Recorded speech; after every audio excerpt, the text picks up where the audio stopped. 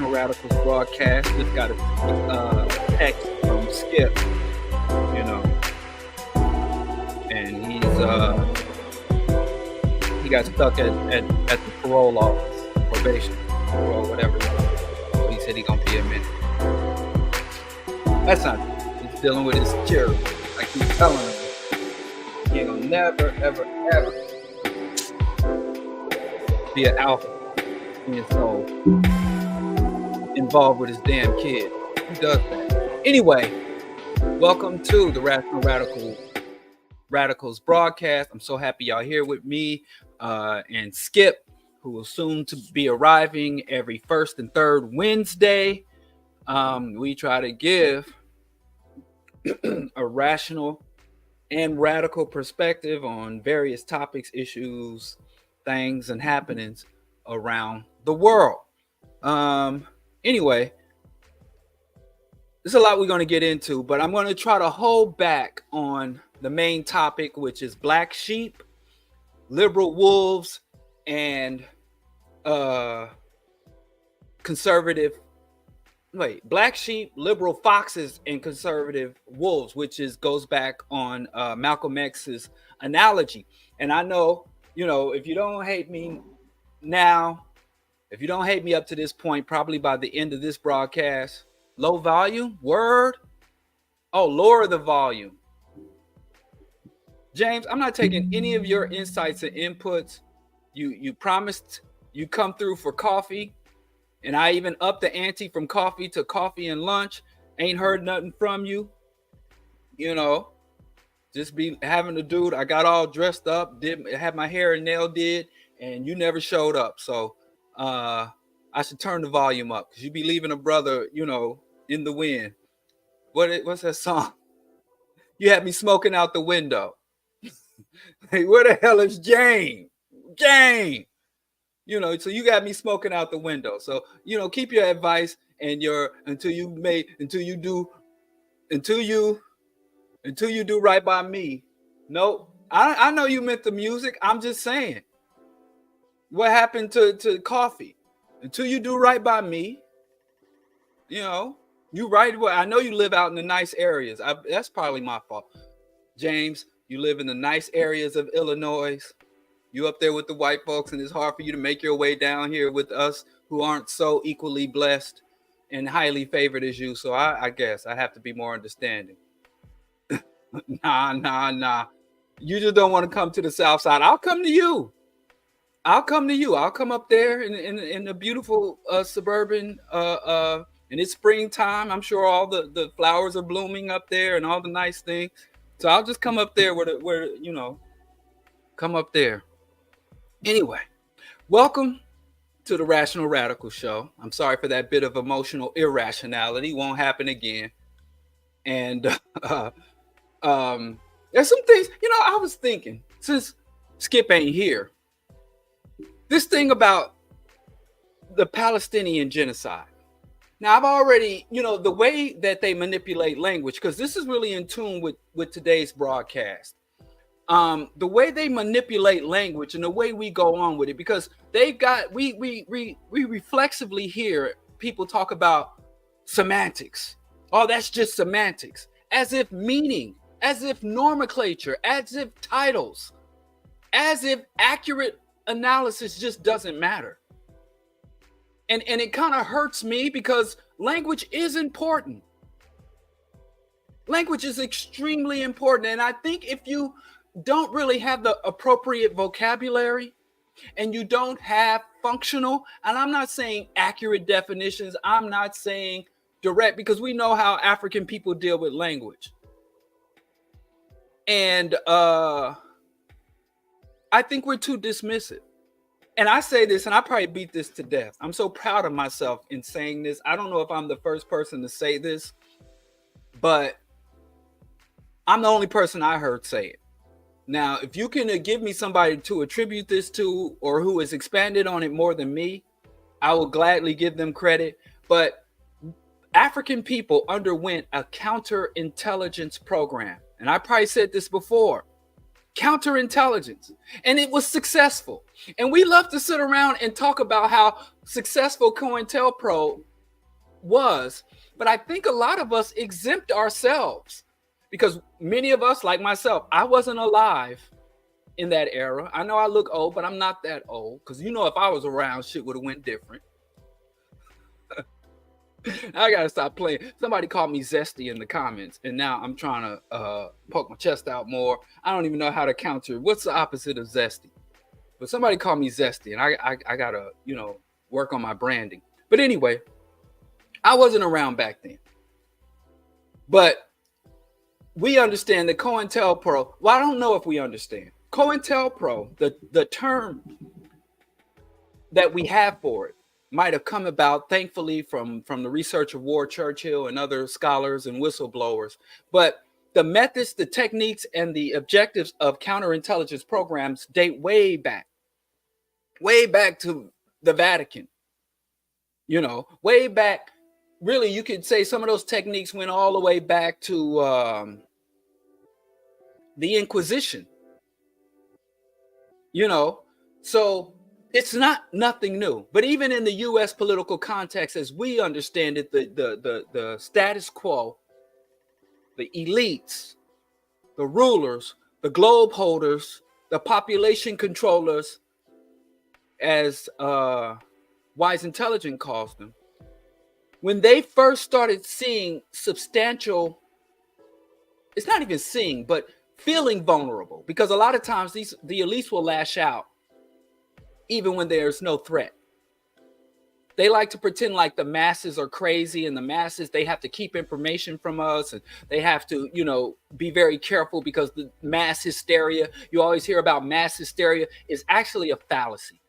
The most hysterical, insecure, irrational population in the world are the elites, the wealthy.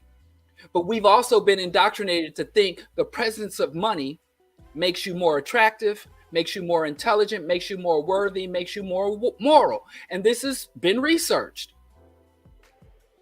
If you can portray yourself to be rich, people conclude that you are just better overall. And this is nothing new. Everything we talk about goes all the way back to the time of monarchs and warrior kings. But I digress. All I'm saying is that the elites respond to all threats, real or perceived. So they've implemented these counterintelligence programs. Garvey was a victim of a counterintelligence program. The UNIA was a victim of a counterintelligence program. Carter G. Woodson, the most passive Negro, the proper Negro, the Negro we all should aspire to be. Cast down your pail.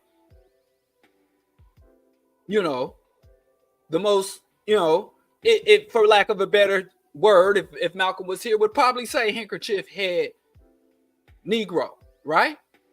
Carter G. Woodson was spied upon, was not trusted, right? And even when they find out everybody and their mama, they had a FBI files on everybody from, it's not just the militants, it's not just the whitey is the devil militants, Dick Gregory.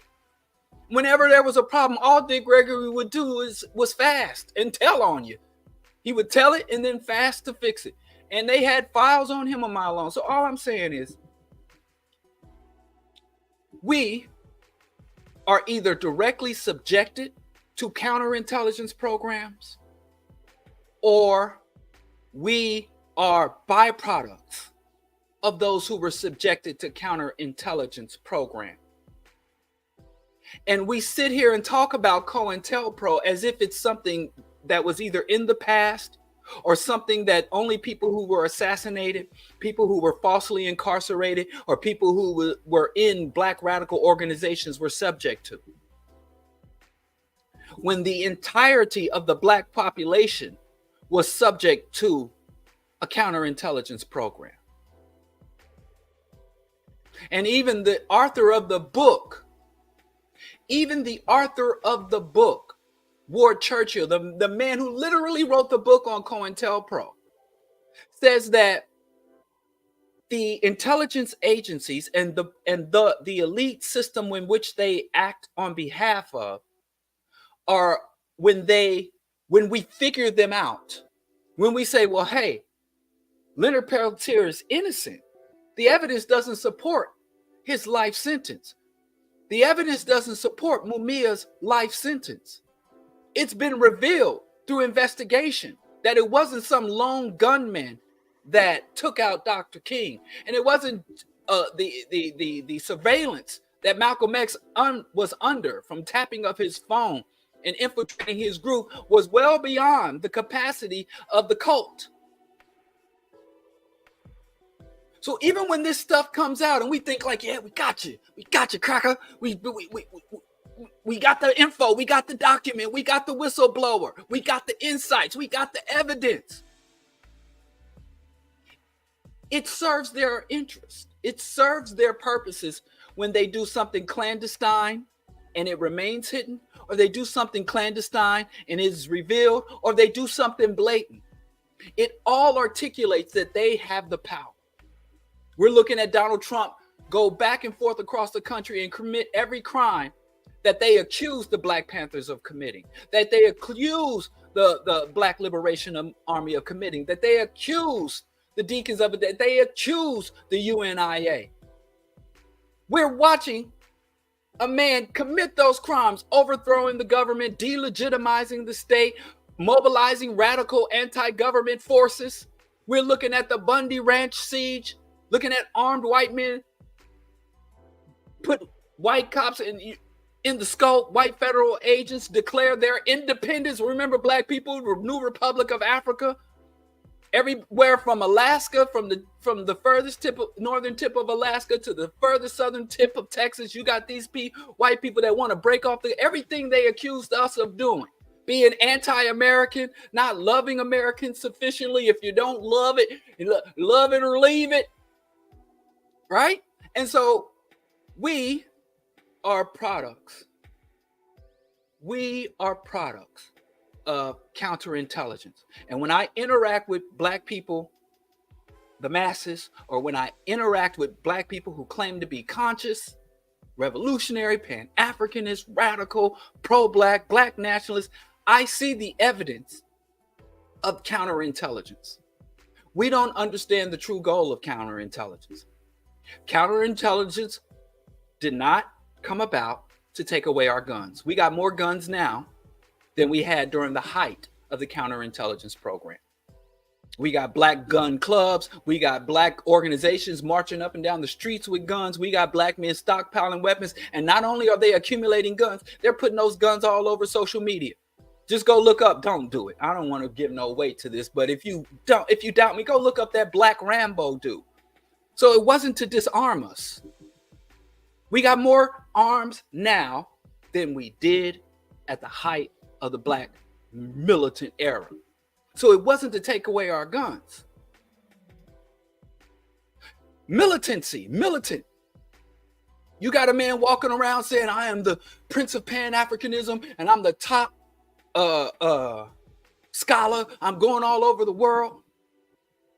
Even people from that era, we got we got militants, dime a dozen. We got militants a dime a dozen. People talk mad reckless about the system, overthrowing the government, separating from the government, that this is truly our nation, we're the real natives, or go back to Africa. Whatever form of militancy you're into, whatever form of militancy you think is the biggest, the baddest, and the strongest, I can point you to that direction, an organization and a prominent individual that adheres to that. So they didn't take away our guns and they didn't take away our militancy, our consciousness. What did we lose in COINTELPRO? What did we lose? We even still got Black Panthers here. Some of them, a lot of them are old, but now we got a new Black Panther Party. And what's the difference between the new Black Panther Party and the true, not the original, but the true Black Panther Party? The UNIA is still here. What did the counterintelligence program seek to counter?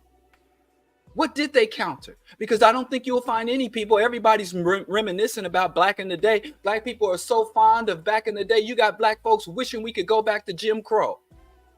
Say, I'll go back to because they fantasize about the Black family and they fantasize about Black. We had our own business. We had strong Black families. We was united back then. Why not do it now? We have all the same resources. In fact, most of the fundamental resources that we use to create the Black liberation struggle, the Black power struggle, most of the resources that we utilized are still here today in abundance. They're still here today in abundance. And in fact, we have more of it. Even, like I said, radicalism. We have more African people of the African diaspora. We got more Black people today that identify as African, who embrace their African lineage, who embrace their African features and characteristics, who are more critical of the government and conditions. Most Black people falsely talk about how things are worse now than ever.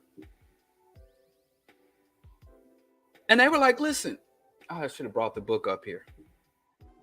Here it is. I got to get my things going. So what happened? What did we lose? Wappen. Where is it? Are they really selling that book? How much is it? Damn. These books are expensive as hell. I don't want y'all to buy this book. Some of y'all slick on the internet. Get a paperback copy or get a used copy. Because fuck this guy. Where's Goodreads? Anyway, I'll just pull it up. Let me just share this with you. Because this is pertinent. Everything I say is connected. It's all connected. Oh, here it is. I sometimes just use Goodreads. But this right here. I'm gonna share it. Wolande. I do this shit every fucking day, and then let me stop cursing. I do this so often and still mess it up. Beyond freedom and dignity. This is beyond freedom and dignity. And Bobby E. Wright, if you believe him in his scholarship, stated that this book, two men are responsible for destroying the Black liberation struggle. One was B.F. Skinner in his book, Beyond Freedom and Dignity. It's an extremely, extremely boring fucking book. You would think, man, because I'm like, oh, this is the book that brought us down. And I was expecting to read some high science,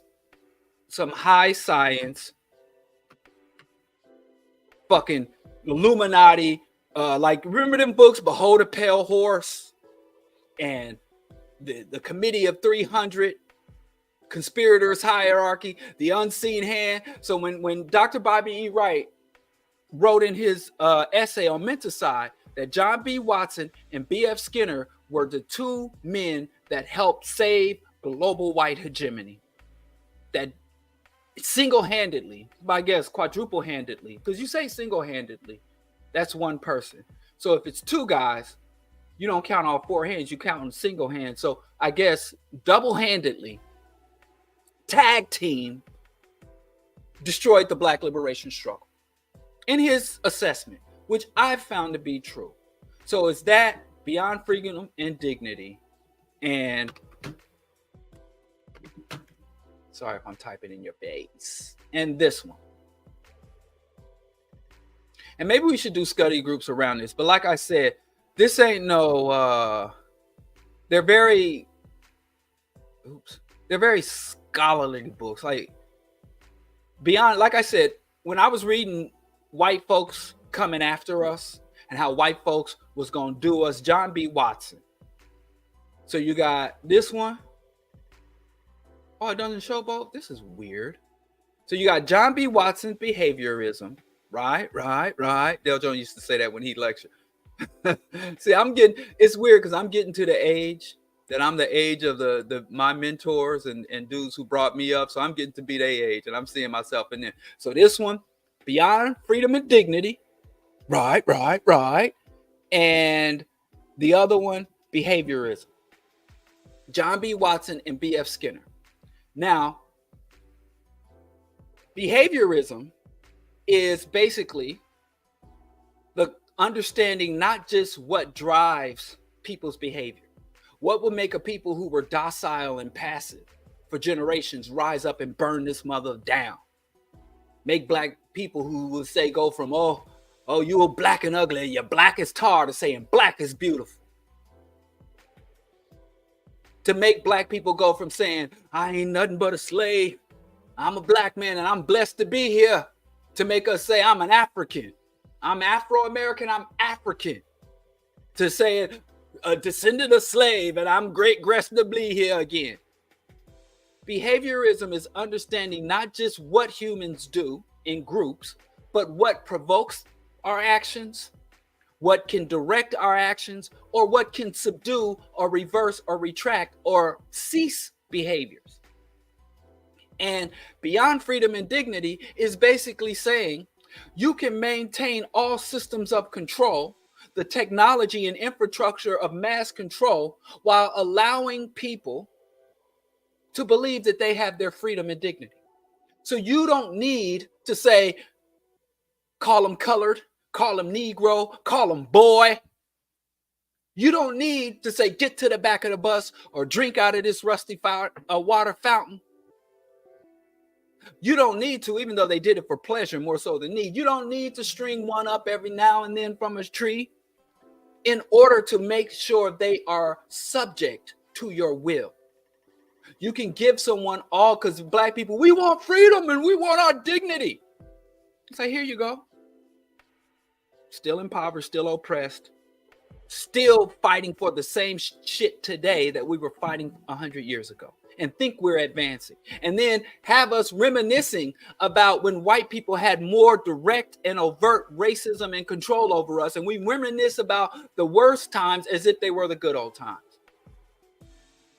There were starving Africans who, as Claude Anderson said, we were the first people ever liberated from slavery and then put in debt to the people who just enslaved us.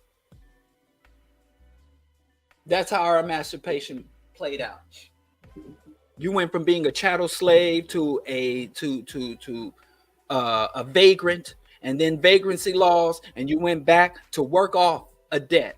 We were the first people ever put in debt to the people we just worked for free. And you had many hungry slaves, many vagrant slaves. Like, man, at least when I was under massa, we ate. There was an incentive to feed us. Oh, Haiti, y'all, listen, it's just a quote. You go debate that with Claude Anderson.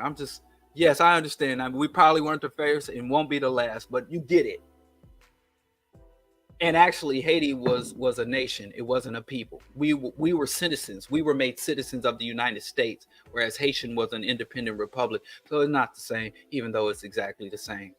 But I ain't here to debate you. Anyway, I'm sure there were some slaves was like, man, it was better. I mean, you would get the whiplash. You get the whip from time to time, and you might lose a child or two if the harvest didn't come in right, and massa have to sell off a few youngins to meet his quota or to pay off some debt. But all in all, you was able to eat and you had shelter. And one thing, the average white person, average white people, I never owned a slave. Because you were property of the elite, you were chattel, and the random white man could no more come and kill a black man than he could come and kill one of the white man's horses, or take a hammer to one of the white man's plows, because you was property and property rights. And some people take quite finely to their property. But then when we were no longer property, we were now penile in the penal system and incarcerated. Like, I don't own this boy. I could work him all day and send him on his way. Right? And so there was some people who rationalized, hey, it was better back then. And now, really? Holla at me later, indigenous. Oh, right. You sure did. You sure did give me that site. Sorry. Send it to me again. I'm a horrible person, but I got you.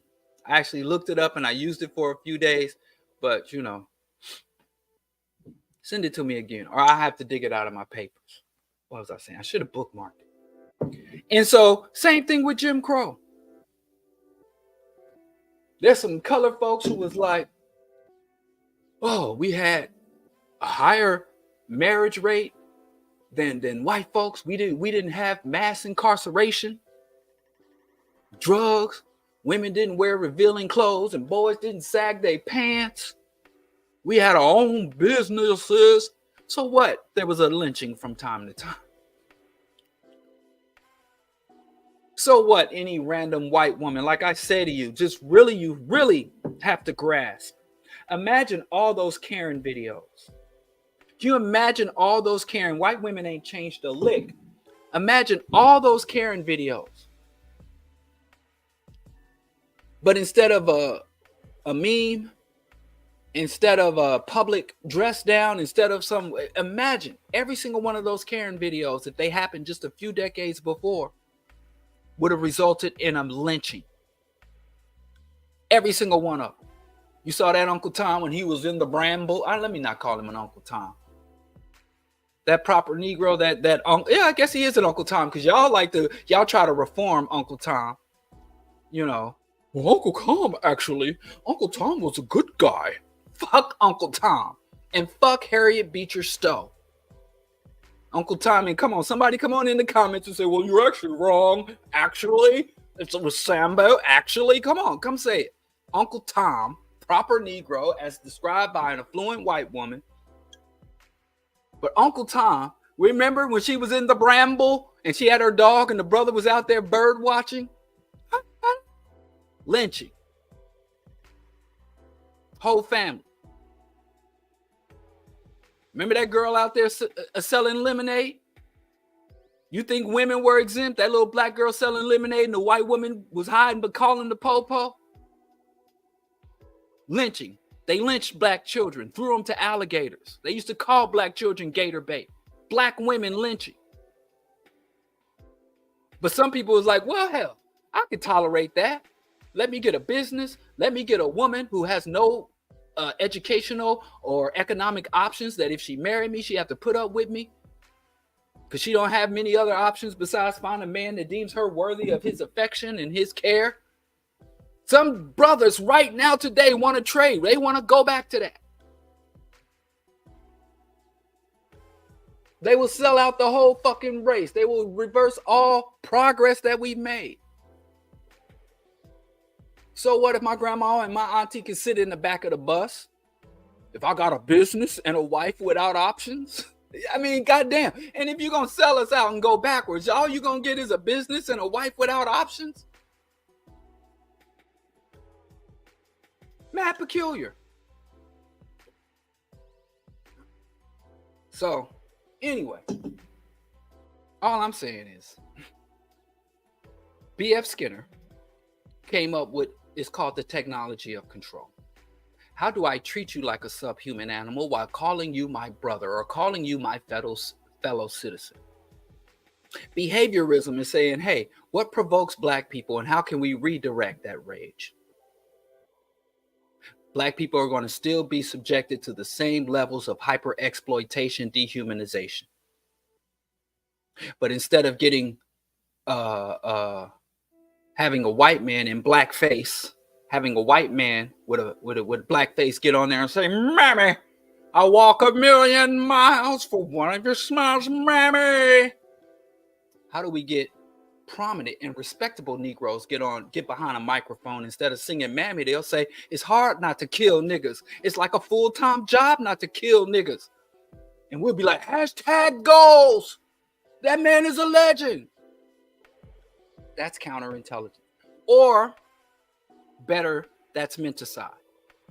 The systematic destruction of a group's mind with the ultimate goal being the extirpation of that group. If I can destroy your capacity to comprehend, if I can destroy your capacity to construct, to observe a phenomenon, and then your mind processes that phenomenon and makes conclusions that have no real connection to that phenomenon, you're fucked. I can let you be a billionaire. I could give you all the guns. I could let you be president of the United motherfucking States. I could let you be a CEO. I could let you be a quarterback during the Super Bowl. Remember that? Y'all was acting real funny. First black quarterback. Oh, first two black quarterbacks. Y'all really gonna explode when they have two black quarterbacks and two black coaches in the NFL Super Bowl. Or what if it's two black quarterbacks, two black coaches, and two black owners in the Super Bowl? Y'all, I don't know how y'all gonna live. Y'all go into hysterics. But I can give you all of that. I can make you chairman of the Joint Chiefs of Staff. I can put a black man over the Pentagon. Make every high-ranking military official from all the branches of the U.S. military have to answer to a black man. And under that black man's reign, there's more in U.S. incursions into Africa, the Caribbean, Central and Latin America. And let me tell you something, Central and Latin America got more black folks than the northern part of this continent. So whenever they go into, and so they got y'all tricked into thinking Latino, which means nothing. So Hispanic, which means nothing. And I'm sorry for you people who identify as Hispanic and Latino. But if you think you're Hispanic and Latino, ask yourself, what is your race, ethnicity, nationality? They should all be three different things. And you can't make one a two thing. Is Latino a race, ethnicity, or nationality? And if it's one thing, it can't be the other two things. And one of those things is biological, phenotypical. Only one of those things is in the blood. But y'all ain't ready for these conversations. But you can put a black man over the Pentagon, and the white people can go to sleep every single night as comfortable as they was if the fucking Ku Klux Klan was running the Pentagon. They have the same level of safety and security. Commander-in-chief. That's counterintelligence. And whenever, I was comfortable grassrooting shit. I love nothing better than conceptualizing something and then going into the community to make it physically manifest. And I'm like, the only reason I started doing Bro Diallo's show, if you've been following me the last decade, going from one thing to the next, in terms of Bro Diallo's shows, 0 to 100 shows, the Excavate, doing this because we've really dropped the ball on this ideological shit. We've dropped the ball. What in the world? Hold on.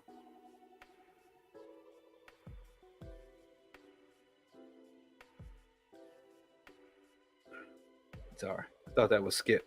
Normally I don't answer the phone, but I thought that was Skip. Still waiting on him. So anyway, that's a good segue. But all I'm saying is, I don't think we fully comprehend what countering of people's intelligence. And I know what y'all think. Well, intel means something different. No, it don't. No, it don't. And so we are let me start. We are greatly we have a great deficiency on ideological, not only on our ideological development and cultivation and reinforcement, but we value it so much less now. We value it so much less. We are now in the position that the desire to be free is enough. And we don't even ask motherfuckers, what does your freedom appear to be? All you got to do is say bad things about the people we don't like and good things about the people we do like, and you pretty much can get over. What does a world? All you who support Minister Farrakhan and the Nation of Islam, what does a world governed by an apocalyptic cult look like? Same thing. Y'all cheering on these black Hebrew Israelites saying they're strong men and they getting men off drugs and all that bullshit, which they aren't, but let's pretend. What does a world under a yet another apocalyptic cult look like? Or you could take Cuddly Mike and Ice Cube and these entertainers who put themselves in leadership position. What does a Killer Mike full of black banks and black entrepreneur? What does that a black entrepreneurial world look like? What does a black capitalist world? How will it function? And some of y'all are really fucking stupid enough to believe that black people can do something inhumane in a humane way. Y'all really think, well, the white man, he just does this because he's evil. The white man is the devil. So if a white man gonna do capitalism evil, but black people can do capitalist righteous. The white man's capitalism creates a very small elite class and a massive, massive impoverishment and exploitation of all the rest. But black people, when we do capitalism, all of us gonna be rich. And the black elites are gonna fight for us. Like white elites, they exploit. But black elites, they're gonna fight for us. Now, white man needed to colonize the whole world to create capitalism. He had to not only colonize the world, he had to engage in perpetual warfare and develop more and more horrendous weapons and deploy more and more insidious tactics to continue to make his system profitable. He had to go about assassinating world leaders, violating national sovereignty, creating international bodies of control, World Bank, IMF, UN. But when black capitalists, they won't have to do any of that. People will freely say, hey, instead of orienting my economy and utilizing my natural resources, my raw and natural resources, instead of using that to create goods for export for multinational corporations and the capitalist elite, under black capitalism, every sovereign nation can independently develop their economy and independently cultivate their resources to the service and the interest of the working class and the masses of their people. Won't have to be no mass incarceration in order to maintain a permanent underclass of vulnerable labor. That's them. But us, y'all really believe a black man? How the fuck we got so many black people? Earn your leisure. 19 keys. Cuddly Mike. Or should I say 19 keys of hopium. 19 kilos of whatever the fuck he's smoking and selling to the rest of y'all. Ice Cube. Jay-Z. We got a whole class of prominent black people out here selling us entrepreneurialism and telling you, Jay-Z said, calling me a capitalist is like calling me the N-word. You really think black people can do capitalism? Could the Chinese? Could the Chinese do, or could the Japanese? Could the Muslim oligarchs, the Chinese oligarchs, the North and South Korean oligarchs? Name a population that was able to do capitalism in a humane fashion. Or even when they say we're not capitalists, but still compete on the capitalist stage in a humane way. We can do capitalism without destroying. We really believe that shit. We really got people selling that to us. When we do it, it's different. When our people get up there, and we didn't had almost well over 100 years of black folks, almost 200 years. We've been free since the 1860s. And I know, air quote, how many times are we still, why the blood clot are we still celebrating black first? Why? Y'all it was a sister, the first black woman became general of the U.S. Marine Corps. We still celebrating black first. How many black people, how many more up there? How many more up there's do we need? And y'all want to I can't cover it all. But all I want to say is understanding that counterintelligence, it did assassinate. It did incarcerate. It did subvert. It agent baited. It created disruptions within organizations. Agent baiting. But the ultimate goal was to disrupt our very capacity to conceptualize a world that is contrary to the current status quo. So within this box of capitalism and white hegemony, we have a lot more leeway than we had before. We can say shit, do shit, get shit, buy shit, sell shit. There's so much we can do within this box. But the whole point of counterintelligence was to make sure the box of capitalism and white hegemony. And even when black people say, well, we want to go back to Africa, or we want the United States to give us, the Masonry, give us Mississippi. What are the Mississippi? I don't think Arkansas is in that. Tennessee, they want us to give us 5 states to black people. And now y'all celebrating black people going off.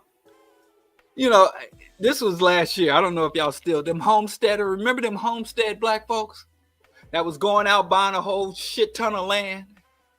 And they were all over social media. I'm a homesteader riding 4x4s. Yeah. And they're like, yeah, this sister went and bought a whole town. Or this black couple, they went and bought 85 acres of land and we going to go there and build. Again, what ideology? What ideology is going to determine the intimate, social, political relationships and hierarchies in that black village or black town? What ideology is going to govern the production and distributions of goods and services and revenues? What ideology? That should be the first fucking question. Ideology is the most important thing. That's the whole point of me being here. The whole point of Al, you go look at almost 400 videos on my YouTube. Makes me shudder to think.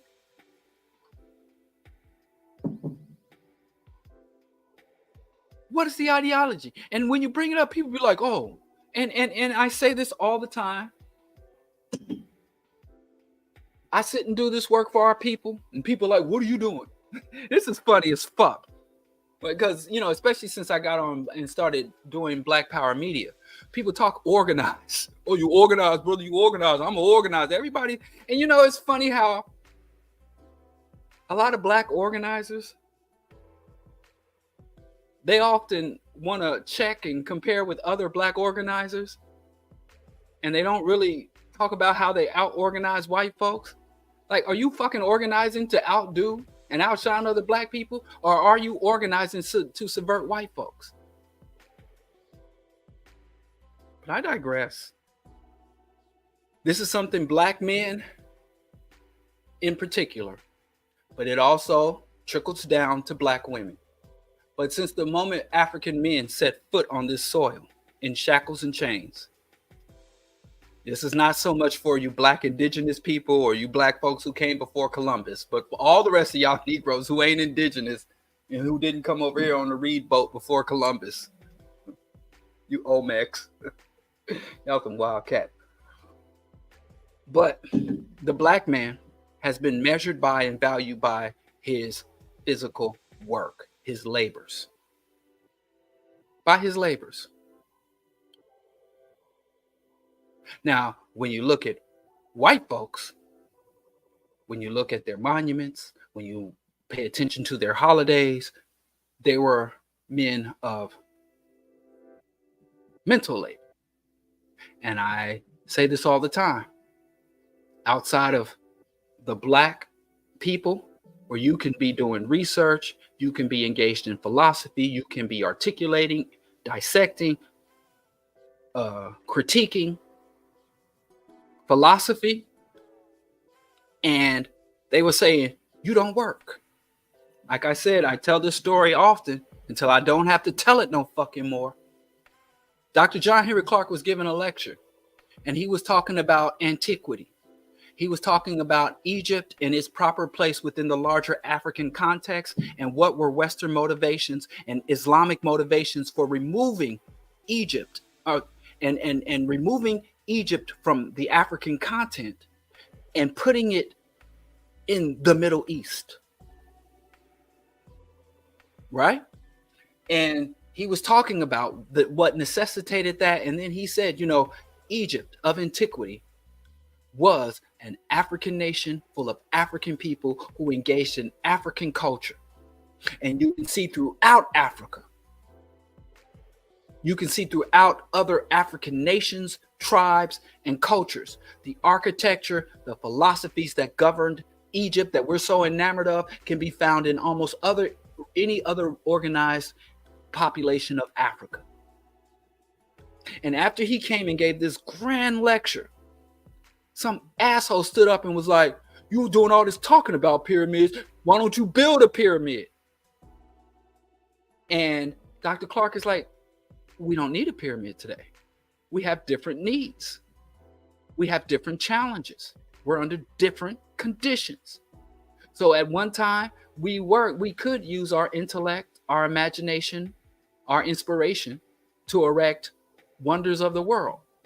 But in this time, our intellect, our energies, our science should go into address other issues. So the question is not, can we build it now? The question is, should we build it now? And I was pissed off. I went to a rally for a teacher who was unjustly fired for leading a student walkout. Well, she was accused. She was actually suspended. And when they came to her room to walk her out, and got around the school that this popular black militant teacher was being walked out of the New York public school, all the other public school students walked out. And then it got around to the other schools, and students were walking out around the school system, and because she took some stances, and she was known for defending. And the incident was, she wasn't a theater teacher. I believe she was an English teacher, but it was the theater department was putting on a play, and it was literally a white director doing something like Young, Gifted, and Black or some other black play, and he was carelessly using the N-word with the hard ER, and he was telling students, "Yeah, grab your crotch. You need to be more like an N-word. Come on, N-word, and you know how y'all do." And the students were like, "We're not comfortable with this. We don't think this is appropriate, and the way you're directing and staging this play is unacceptable." And he was like, "Well, you're out." And so the students went to her, and she went to the teacher. Anyway, she was walked out of the school. The students followed her out. I wasn't there, but they claimed she told the students to walk out. The students themselves said, "No, we walked out of our own volition. She never encouraged us," because it's against policy for teachers to impose their politics on students. So anyway, long story short, there was this big rally. And I went to the rally, and they held it at Medgar Evers College in Brooklyn. And Dr. Ben was there. And Dr. Ben was a lifelong teacher. And so Dr. Ben gets up and starts, and he was at Downstate. This was way back in the early 90s. I was a freshman at Downstate, so it was forever ago. And or first year at Downstate. And again, he's sharing some insights, some informations. He was talking about unions and black labor unions. He was talking about his own experiences with being fired. And he wasn't just fired from being a teacher. He was fired. He worked as a historian or archaeologist. He was ran up out of museums, and he was talking about all the stances he took and how he lost a lot of jobs. And there were literally people in the audience is like, we ain't here for that. This woman losing her job is disconnected from all the struggles and all the principled stands. We here to get this woman her job back so she can get her wage, get her money up, so she can get her bag. So, black men in particular have been always bronze over brains. And we even do that. The black man, strong body, weak mind. Up into and including them taking away championships and heavyweight belts from us, not drafting us, kicking us off teams. Even when you got strong body and strong mind, they still don't want that. It's strong body, absent strong mind. Strong minds, weak body. You don't do no work. You don't put in no work. Because work is only defined for Africans. Now, Europeans, they have forums, they have think tanks, they have traveling professors. I've been to see so many black scholars talk. It didn't happen all the time, but it happened enough for it to sear itself. Well, what you gonna do? What you talking about doing? He did his job. And I tell you, I've been to so many white lectures of prominent white people. And I ain't even talking about what I watched on YouTube or what I listened to recorded on cassette or VHS or DVD. I'm talking about sitting in the room. UMKC, NYU, University of, probably one of the most recent lectures I went to, Christian Parenti. Not once did anybody ever ask those white men, well, what are you doing? I went to listen to a white man who wrote a book about the destroyed ecosystems and how so many conflicts are that they say are religious in tropical case. He said, well, I read the book, and then the guy was coming to give a talk on the book, and I was supposed to bring my book to get signed, but I wasn't coming directly from home, and I was running late, and I had to get my wife, and I had to pick up my friend Don, and the three of us went, didn't even get the book signed, which is the main reason I went. But anyway, he's sitting there talking about war and conflict and destruction of ecosystems and specific policy reforms, and nobody ever said to that white man, well, you're going to fight the war. You sitting talking. What do you do? Why don't you do something? Because every person in that audience was like, what he's doing is something. White men can be valued for their philosophizing, for their intellectualizing, for their conceptualizing, for their musings and imagination, and be tenured, six-figured, legitimate figures. That's part of anti-blackness. And while I'm saying that, while I'm on that, I don't know. I might have to just get to the topic. Skip. It's almost an hour in. But anyway, this all leads into it, man. Menticide is the number one problem confronting African people. Menticide, the very destruction of our capacity to comprehend, to grasp. And what's so fucked up about that is we know more now than we ever had. We have more access to information than we ever had. Like I said, I wasn't around in the 60s. I wasn't around during civil rights or the Black Power movement. That's all before my time. But I'm old enough to remember microfiche. I'm old enough to remember Encyclopedia Britannica. I mean, I can even saying now, I remember the smell, Dewey Decimal System. I know what it's like to have to research without a search engine, without Google Scholar, without being able to pull up any document. If I want to know what somebody said, I know what happened to look at the bibliography and go through 3 different books and hop from bibliography to bibliography to get to a point, original source. I know what that's like. I can't imagine having access to fucking search engines and online shit. It wasn't there in high school. The internet was brand new. I remember I wasn't even into the internet. I'm like, oh shit. I mean, when I took typing in high school, I took it on a typewriter. Even today, my wife is like, why you always banging them keys? And I type like I'm typing on a typewriter. Like if you ever used an actual typewriter, you had to let that keyboard know what you wanted it to know. And it wasn't no word processor. I said typewriter, the one with the metal, with the gears and shit. You had to like push 4 or 5 buttons just to get a capitalized word. You had to use a fucking ruler to set the margins.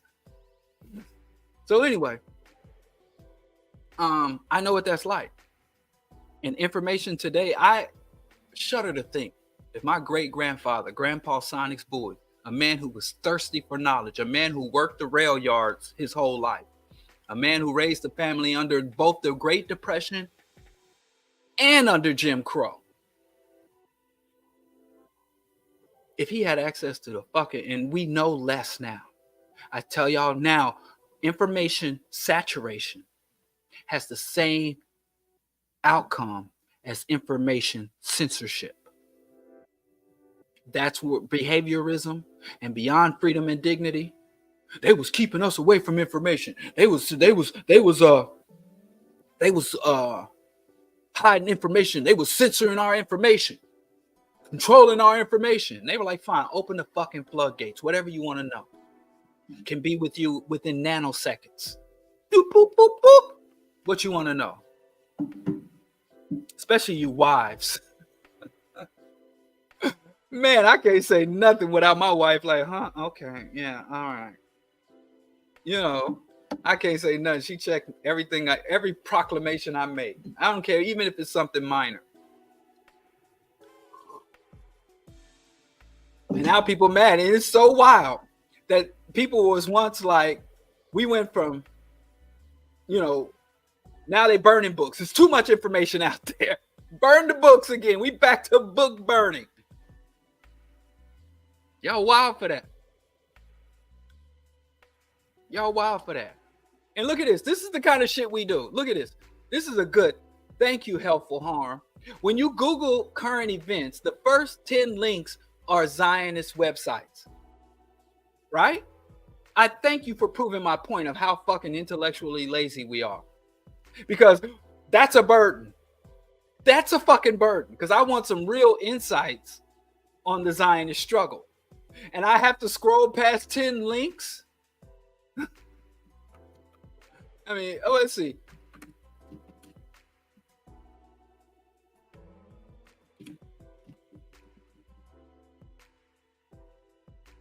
Because there's over 130 trillion websites. God damn.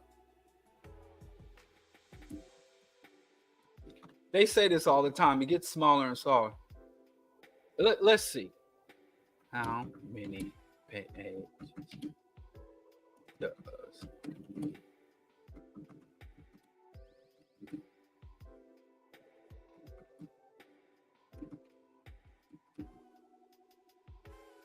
it's 10 links? 99% of searchers only look at the first page. This is how, like I said, I was out there. Now look at this. Because he's like, oh my God, the first 10 links? What? How you expect me to look past the first 10 links that came up in 3 seconds? Let me show you something. Let me just go to the topic. I don't know if Skip gonna join us tonight. Let me show you. Let me show you something. And this is according to, I just put it in. I just asked the question. How many pages does the average person look at in a Google search? It's estimated that over 99% of searchers only look at the first page of Google research. And most of y'all don't make it to the bottom of the first page when you Google something. And I'm not even saying you got DuckDuckGo. This is for any. Now, me, I'm part of the 1%. Because I generally ignore the first page because I understand how the algorithm and the pay to play and the sponsored sites, I almost skip it. I'm part of the 1%. Fuck the first page, especially if it's a button-naked search. So it used to be, let's say I wanted to, it's 19 instead of 2024. Let's say it's 1994, right? In 1994, I was a student at Brooklyn College. That's even too. Let's say 1984. I was a little baby, right? I was 19 years old. I was a baby, right? And I wanted to learn about Zionism. I'd have to get up off my ass unless your parents had Encyclopedia Britannica. And you could go to the store and buy you a National Geographic, or you could walk to your local library and ask the librarian if you could have the microfiche. And then you go to the microfiche and you go to Z for Zionism, or I for Israel, or P for Palestine, and you get all these little slides and shit, and then you take them to this giant machine and you stick it in there and you pull up these old articles, and you got to go through articles and articles, and then they had this carousel of journals. And then you would say, well, I want the journal on international affairs or the journal on this. And then you got to go through this carousel, issue 1, issue 2. And if you were lucky, there might be a database. Or you could just be lazy and watch Walter Cronkite or some other old cigarette smoking white man when they used to be able to smoke cigarette while they read the news off the teleprompter. And you're like, 10 links. That's a lot. I'm supposed to look at 10 links. So information saturation. You know, how do I get that off? I don't mean to leave you up there, Harper, but it's just an example. The first 10 links. You can go to Reddit. You can go to Twitter. You can even go to Telegram and look and talk directly to a Palestinian on the ground in Palestine. Like, the fuck is going on? You can pull up newspapers anywhere in the world. And even if they don't write it in English, you could go and pull up a foreign language newspaper and then have the fucking computer translate it for you. Any source of information you deem legitimate, you can go directly to it. We complain about having to look at the 11th link or the second page on a search.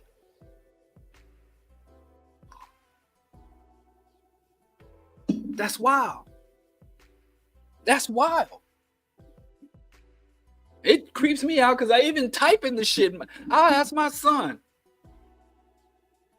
You know, I heard Diablo 4 was coming out for free. They was going to put Diablo 4 on Game Pass. Why ain't it out? And my son won't even type it in. He'll just say to his phone, hey, phone, when are they putting Diablo 4 on Game Pass so my cheap-ass daddy can play it and without paying for the thing? He wouldn't say all that. And the thing will be like, Diablo 4 will be on Xbox Game Pass March 15th. So your cheap-ass daddy does not have to pay for it outright. He don't even have to fucking type. But I digress. This is old man. I'm an old man with cold bones and a hot tea, just ranting. Yes. Okay. See this? Y'all spoil.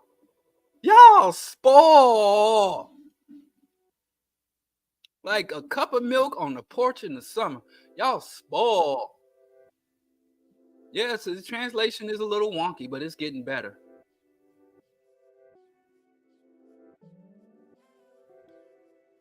It's getting better. Or getting worse, depending on your perspective. But I'm saying you still have to work to get quality information. That's why you can like, share, and subscribe to the Bro Diallo Show. I don't steer you wrong.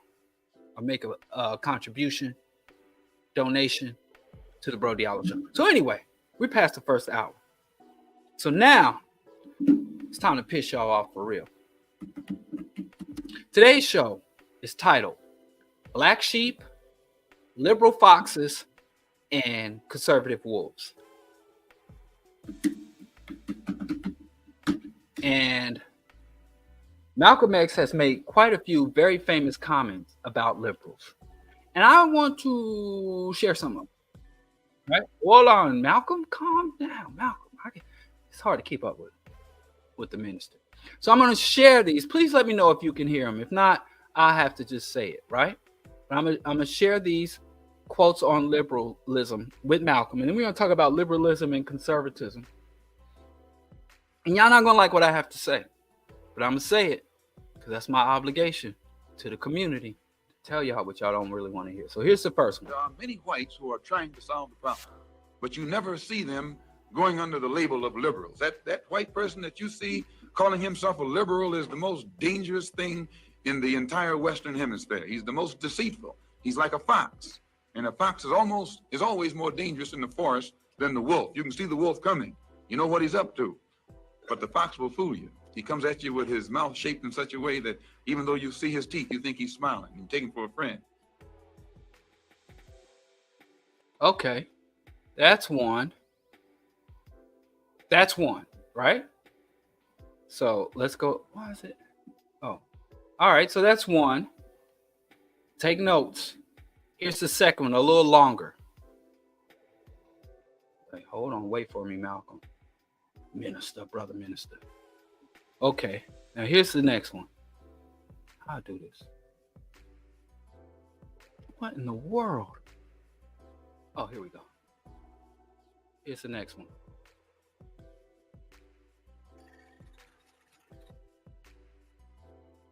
In this crooked game of power politics here in America, the Negro, namely the race problem, integration, civil rights issue, are all nothing but tools used by the whites who call themselves liberals against another group of whites who call themselves conservatives, either to get into power or to retain power.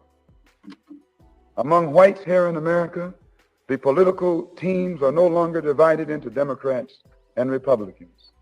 The whites who are now struggling for control of the American political throne are divided into liberal and conservative camps.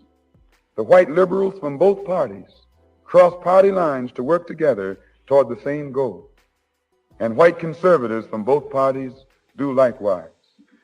The white liberal differs from the white conservative only in one way. The liberal is more deceitful, more hypocritical than the conservative. Both want power, but the white liberal is the one who has perfected the art of posing as the Negro's friend and benefactor. And by winning the friendship and support of the Negro, the white liberal is able to use the Negro as a pawn or a weapon in this political football game that is constantly raging between the white liberals and the white conservatives. The American Negro is nothing but a political football, and the white liberals control this ball through tricks or tokenism, false promises of integration and civil rights. In this game of deceiving and using the American Negro, the white liberals have complete cooperation of the Negro civil rights leaders who sell our people out for a few crumbs of token recognition, token gains, token progress. All right. And let's just share one more to really drive this home. One more to really drive it home. And then we're going to discuss amongst ourselves. Why isn't this working? Friendly and being a friend. Stop it, Minister. Minister, I was about to say something I shouldn't say because I remember how Malcolm got in trouble for speaking out of turn. Or friendly and being a friend. Full screen. Well, anyway, hold on. There are many whites who are friendly. This is on Facebook, so it works a little different. All right. Y'all ready? Like to hear? Here it go. But being friendly and being a friend, I think, are This two is different one. things. I think there are many whites who act friendly toward Negroes. A fox acts friendly toward the lamb. And usually the fox is the one who ends up with the lamb chop on his plate. The wolf doesn't act friendly, and therefore the wolf has more difficulty in getting the lamb chop in his plate. I'd like to point out, though, that And I say that because it is usually if you study the structure of the Negro community, economically, politically, civically, psychologically, and otherwise, it's controlled by the white liberal, who usually poses as the friend of the Negro, who actually differs from the white conservative in the same way that the fox differs from the wolf. Their appetite is the same. Their motives are the same. It's only their mannerisms and methods that differ.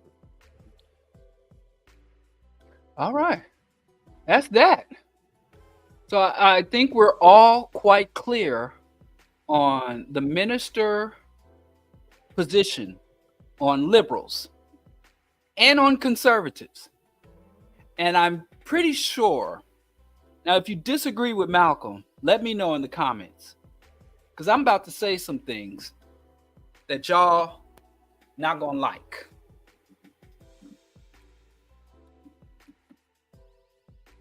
Y'all ready? And this goes back to when I was doing the show, when I first started the Bro Diallo show. Barack Obama was president, and I talked about him and his like a dog. If you were following back then, and if you go look at the Bro Diallo archives, you'll see my critiques and criticisms of Obama's policies, Obama's methods, Obama's critiques and positions. I was a staunch critic of Obama. And people would come to me and say, "You're always talking about Obama. Why don't you ever talk about John McCain? Or why don't you ever talk about the Republicans in Congress? The Republican Congress is..." Because there were some black folks that was like, Obama would do right by us if Mitch McConnell would just let him. If it wasn't for the Senate, Obama would be. And I always said, I wish Obama was everything that the white racist people said he was. I wish he was a socialist. I wish he was a secret Maoist, a secret Marxist who had infiltrated the government, who was trained in radical techniques in Indonesia of subversion and infiltration. They used to say wild shit. And I said, I wish that Obama was everything the far right said he was, right? And I thought to myself, when people would say, "You always talking about Obama, you don't ever talk about the opposition," I thought to myself, which I was dead ass wrong. First, I would say that's low-hanging fruit. I think that the vast majority of black people have a very firm grasp and understanding of who the right is, who the Republican Party, the conservative, the evangelical, the right wing. I thought that the black masses had a firm grasp and understanding of who the right wing was. So not only did I not talk about Mitch McConnell, I did not really deem it necessary to spend time on the air talking about Clarence Thomas, Colin Powell, Condoleezza Rice, and even now today, I don't spend much time talking about Candace Owens and Thomas Sowell. I don't really spend much time talking about conservatives or conservatism, because the vast majority of the black community, I think, we already know about that.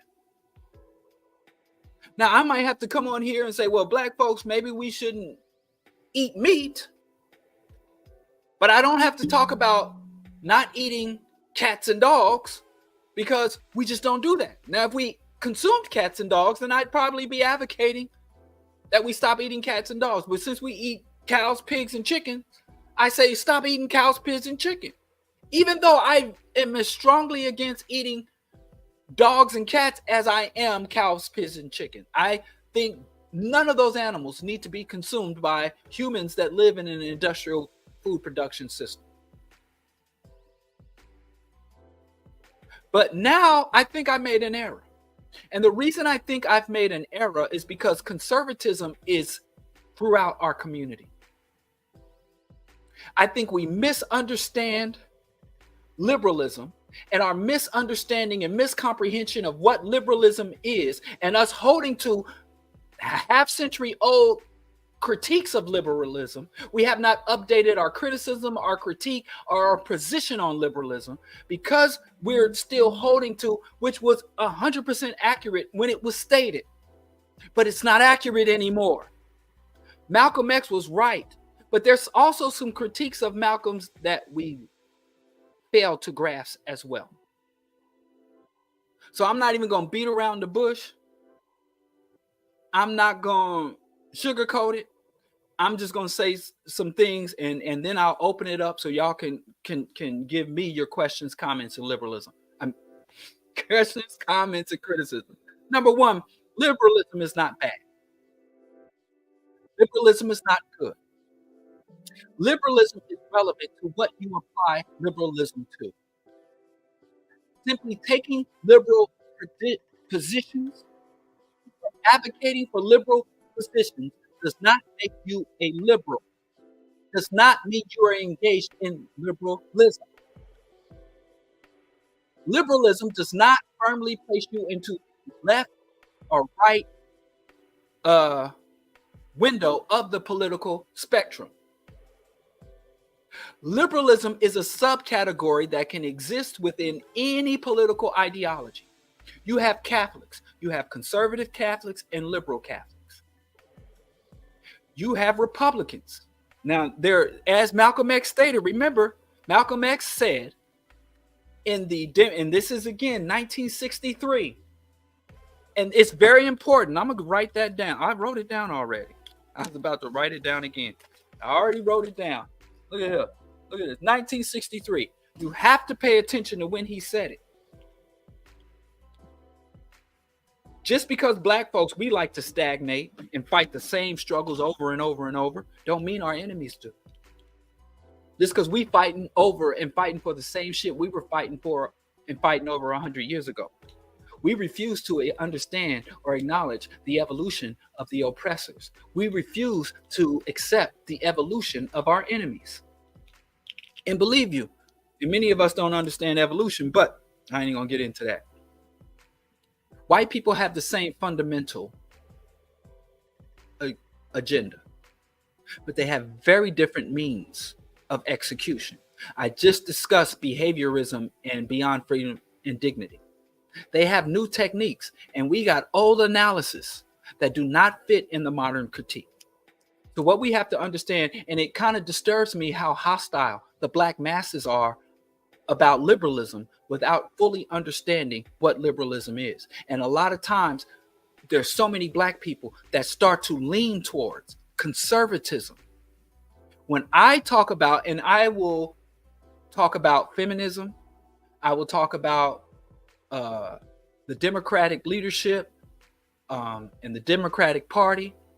I will talk about policies and how those policies are implemented and funded.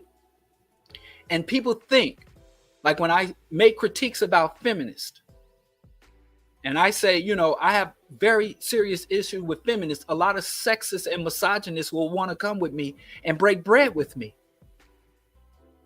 They'll want to come and break bread with me like, yeah, I'm with you. When my critique of feminism is a leftist critique, my critique of feminism is it doesn't go far enough to liberate women. The demands of feminism are inadequate to speak to the oppression of black women, particularly, or women in general. My critiques of feminism is that it has allowed itself to be captured by the status quo and redefine feminism as girls having a greater role and a greater part of the dominant system and getting greater spoils from the dominant economy. That is my critique. But the dudes who come and say feminism has destroyed the black family, which it hasn't. Feminism has destroyed the morals of and femininity of black women, which it has not. And a lot of times I will take for granted when I am doing a leftist critique. And a lot of right wingers will think, well, he's criticizing liberals, and I'm not a liberal. I hate liberals, so we both hate liberals. But my problems and issues with liberalism are much different than other people. Liberalism has a multitude of manifestations. Social liberalism, neoliberalism, economic liberalism, laissez-faire or classical liberalism.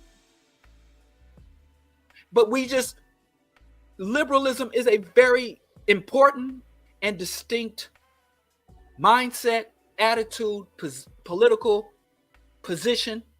It is it sets priorities. So I think that we need to back shit up a little bit. And this is another thing white folks will do. We let white folks spoil shit for us. And since white folks, we can't think of liberalism independent of the Democratic Party or even the U.S. political arena. Just like we can't think of economics independent of capitalism and capitalist accumulation. Many of you cannot think of spirituality or religion or the concept of the divine or concepts of kinship and eternity independent of the Abrahamic religion. And I know it's hard. You got to work at doing it. And most people will think you are out of line, out of touch, and immoral and crazy and all kind of crazy shit because they are in that box. But anyway, we have to begin to. So, how often have you heard someone talk about these liberals? Or I hate the liberals. Or identify Biden as a liberal. Or Hillary Clinton is a liberal. Bill Clinton is a liberal. Barack Obama is a liberal. When the vast majority of their policies were right-wing conservative. And right-wing conservatism now, when you're looking at right-wing conservative policies against, and then you reject all liberalism. You reject all liberalism. I've been a member of radical organizations that had progressive radical policies, and within that radical organizations, there were conservatives and liberals. I'll give you an example. A man I respect and a man I've had debates with. We were in the same organization with the same goals, and we would sit up till 4 a.m. going back and forth. And it was hard. These were hard discussions because this man is a lot more educated and has been through a lot more than me. And it was Dr. Linwood Tahi. He was in the same organization as me, National Black United Front. And Dr. Linwood, I don't know what he would say. So I'm not speaking for him. I'm only speaking of my assessment. I would deem him a conservative within a black radical organization. And he did a lot to strengthen and advance and sustain that organization. But whenever we had an issue or a agenda or a program, he would always want to look at the economics. We got to look at the numbers. We got to look at what can be achieved. We got to look at the opportunity cost. We have to assess the risk. He was very conservative about how to go about things. And before we make a public statement, before we call the press, before we mobilize our street organizers, before we bring in other organizations, he wanted to go over everything. Whereas me, y'all know how I get down. I ain't even got to talk about my position. And we would go back and forth. When I was anti-Obama, my wife was born and raised in Chicago. So even though I wasn't in Chicago during Obama's reign and the Obamas, back when they lived in that Hyde Park mansion across the street from that synagogue, and my wife would just talk about the Obamas and this and that. And I'm like, screw Obama and everything he stands for. I ain't with that. You can forget that. Took my style and I'm taking it back. So when it came time and Obama's presidential campaign was heated up, and if you know anything about Missouri politics, anything from Columbia, Missouri, the Ozarks, between Columbia all the way to the state line with Kansas. So from central Missouri going all the way to the Kansas border, that's MBUF territory. And MBUF was one of the few organizations, like if you wanted to hold office, and I don't care what level, whether you wanted to run for Congress, you had to go talk to MBUF. That was the only secular organization. All the politicians, everybody who wanted to make an announcement, I don't care if you're running for city council, running for school board, or you want to mount a ground game for a senatorial or presidential campaign, you had to go talk to MBUF. Other than that, most of y'all are used to, got to go talk to the ministers. Got to go deal with the ministers. Got to go deal with the ministers. People wanted MBUF's endorsement, or at least, if you don't endorse me, I've sat in the room and people are like, listen, if you can't endorse me, at least can I ask you not to attack me? Not to come against me.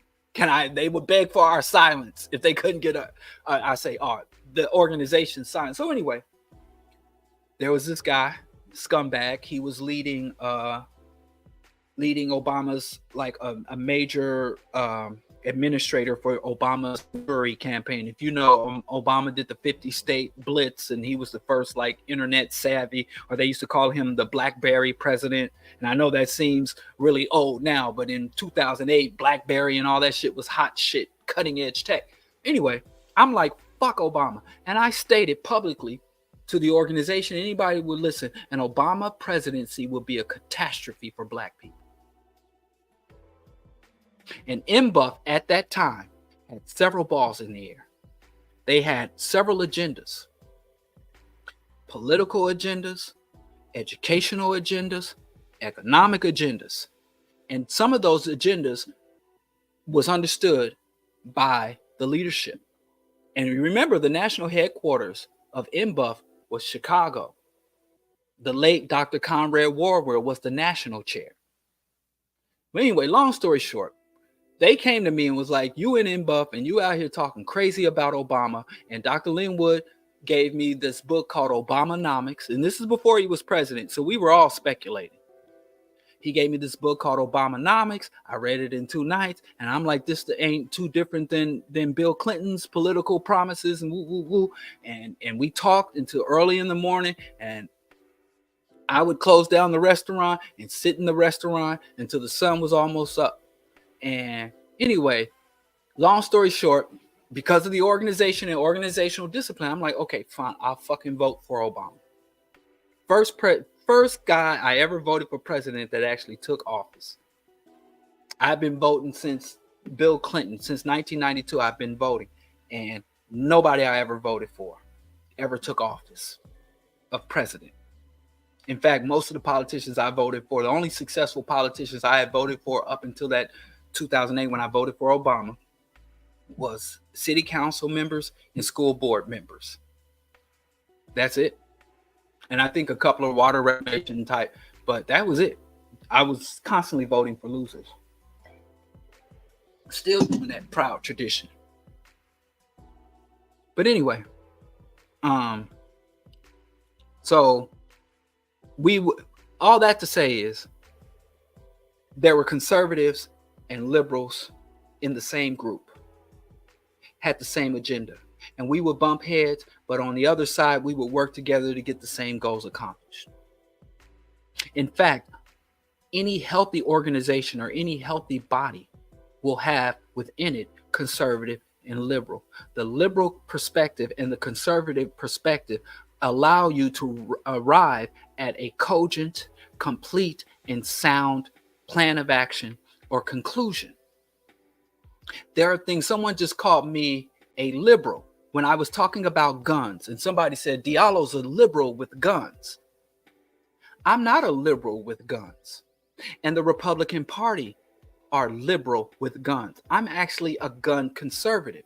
I support gun restrictions and gun registration and limitations on people's capacity to carry guns in public spaces. I'm actually very conservative in my position on guns. I don't support fuck the Second Amendment. Fuck it.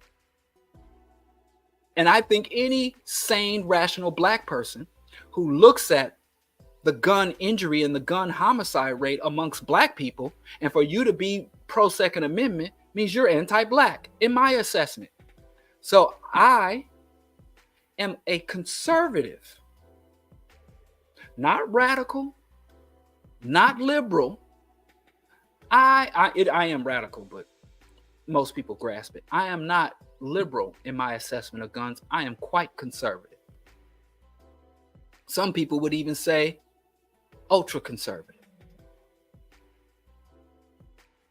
Right? When it comes to religion, I am liberal. I think that there should be strong limitations of church and state. I do not think that church and state should be barriers between the two, but I also think that the churches should be taxed. But I also take the position that a person's ability to identify and practice their religious belief should not be encumbered upon. I'm liberal when it comes to religion, even though I'm anti-religion.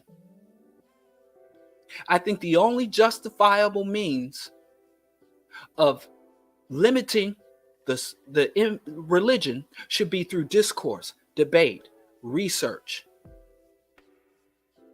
through dialogue, discourse, and even arguing, and through mockery. But I don't support any physical punishments or barriers to any individual practicing their belief, even though I vehemently disagree with that belief. So that's a liberal position. So you see how one person, not just one organization or one party, a person can have liberal and conservative positions on a myriad of topics within their own mind, within their own value system. Here they try to simplify things because we live in a soundbite culture. We live in an anti-intellectual culture. And because the purpose of the news and the media is to capture people's attention in order to sell their attention to advertisers and corporate, they'll say the liberal this and the conservative that, the liberal party and the conservative party. And that is not because it is an accurate assessment. It is a total assessment. It is a marketable conclusion. It is a marketable argument. They oversimplify shit that should be respected in its level of complexity. And they make things that are more complex, things that are actually quite simple. So they act like, oh, we don't know how to fund schools. It's just too complex. We don't know how to pay workers living wages. We don't know how to give people housing. But as far as political discourse and ideology, oh, that's simple, liberal or conservative. So the things that actually do deserve some discourse and are complex, they pretend like can be summed up, left or right, red or blue, liberal, conservative.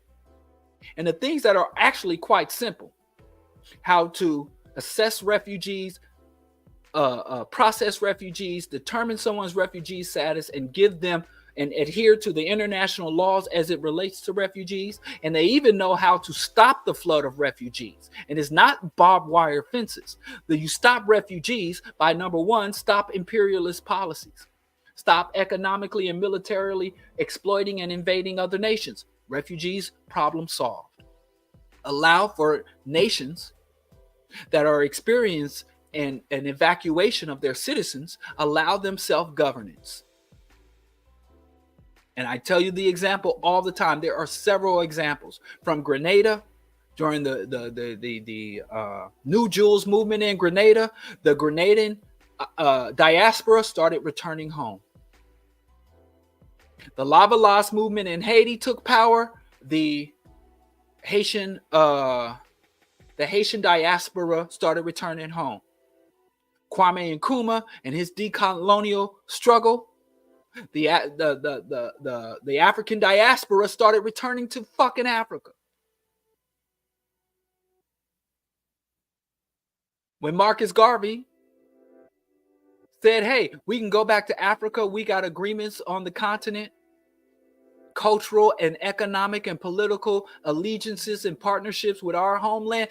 And the same black folks was like, go back to Africa, you monkey, are the same people that upended the largest black organization in history, and their main goal was to send us monkeys back to Africa. They were lying. So the answer to refugees, illegal immigration is clear and simple, but they act like that's complex. But determining what's liberal, who's liberal, liberalism as a political ideology or a policy marker versus conservative, now that's complex. They act like it's a throwaway.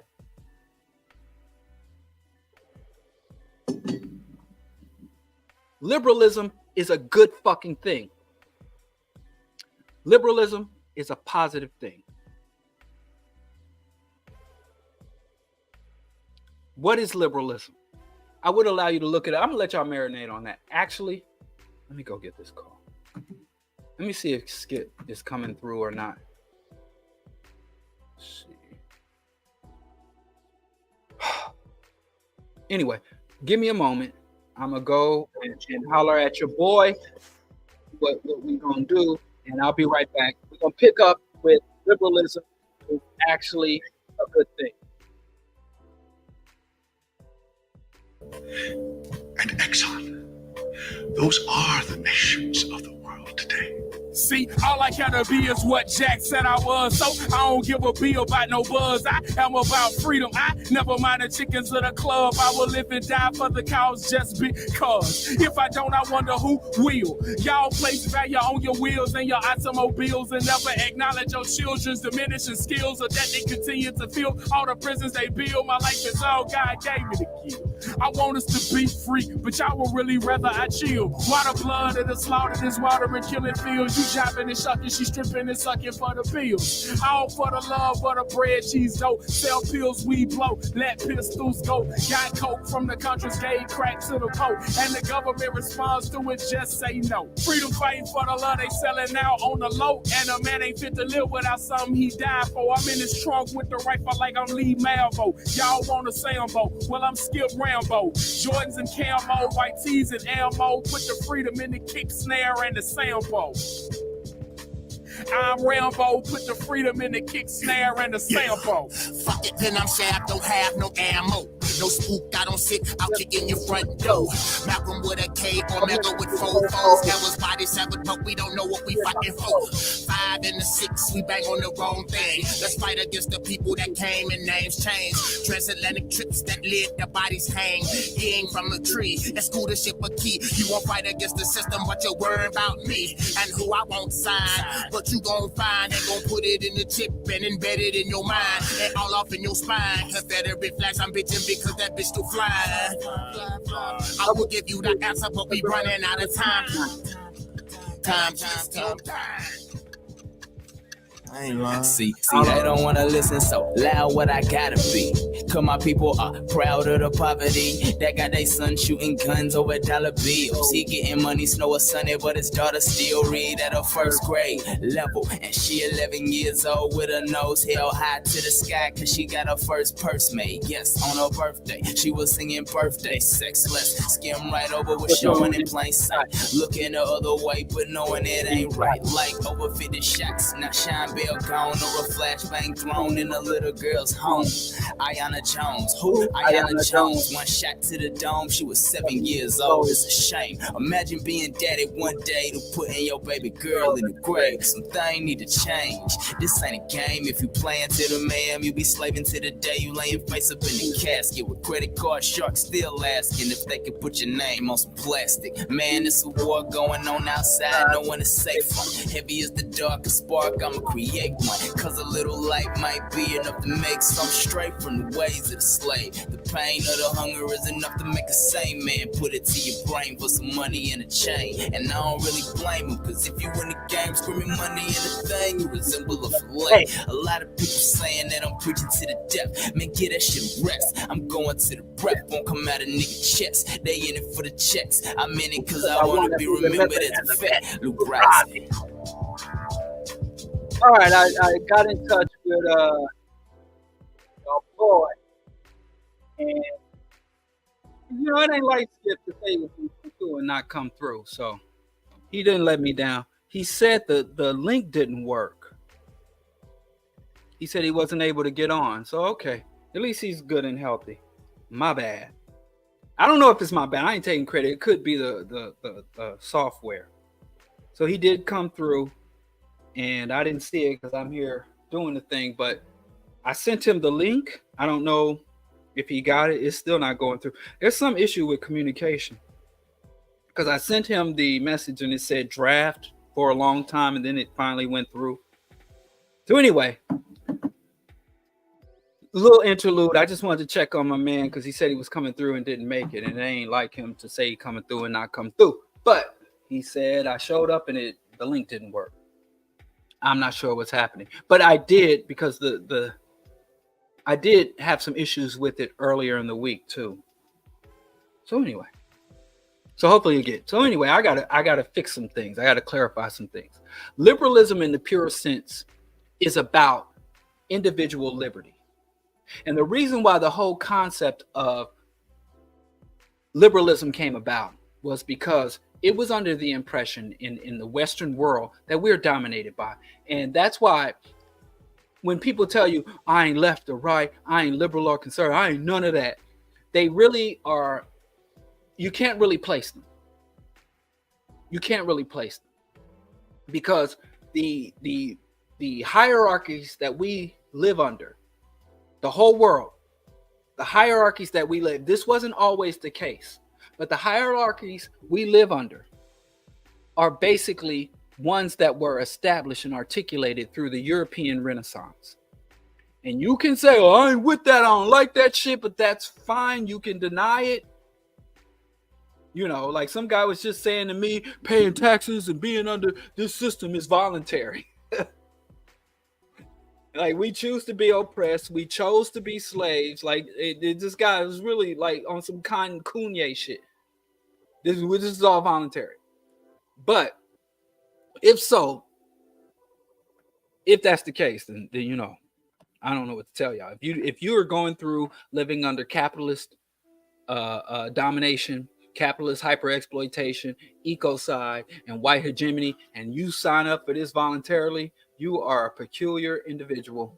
And, you know, whatever slot you left that allowed you to volunteer or opt out of this, whatever, let me have that slot. But I digress. But Africans should appreciate the concept of liberalism because Africans are in indigenous cultures were essentially liberal. We did not have the top-down strict hierarchies in our governance, in our religions, in our social relationships. There's a good book. Let me see if it's still out.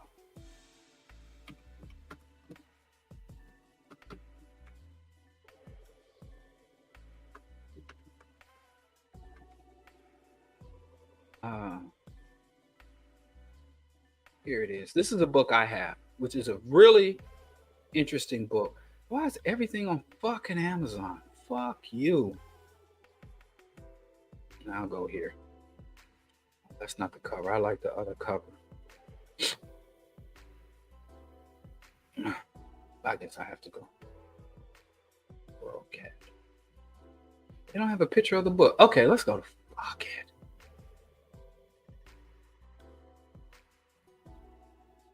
Oh, I'm sorry. I don't mean to leave y'all hanging.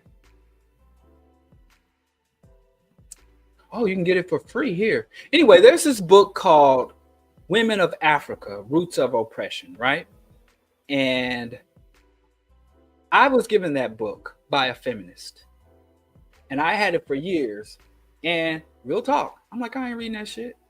Some white woman talking about black folks, telling black folks business.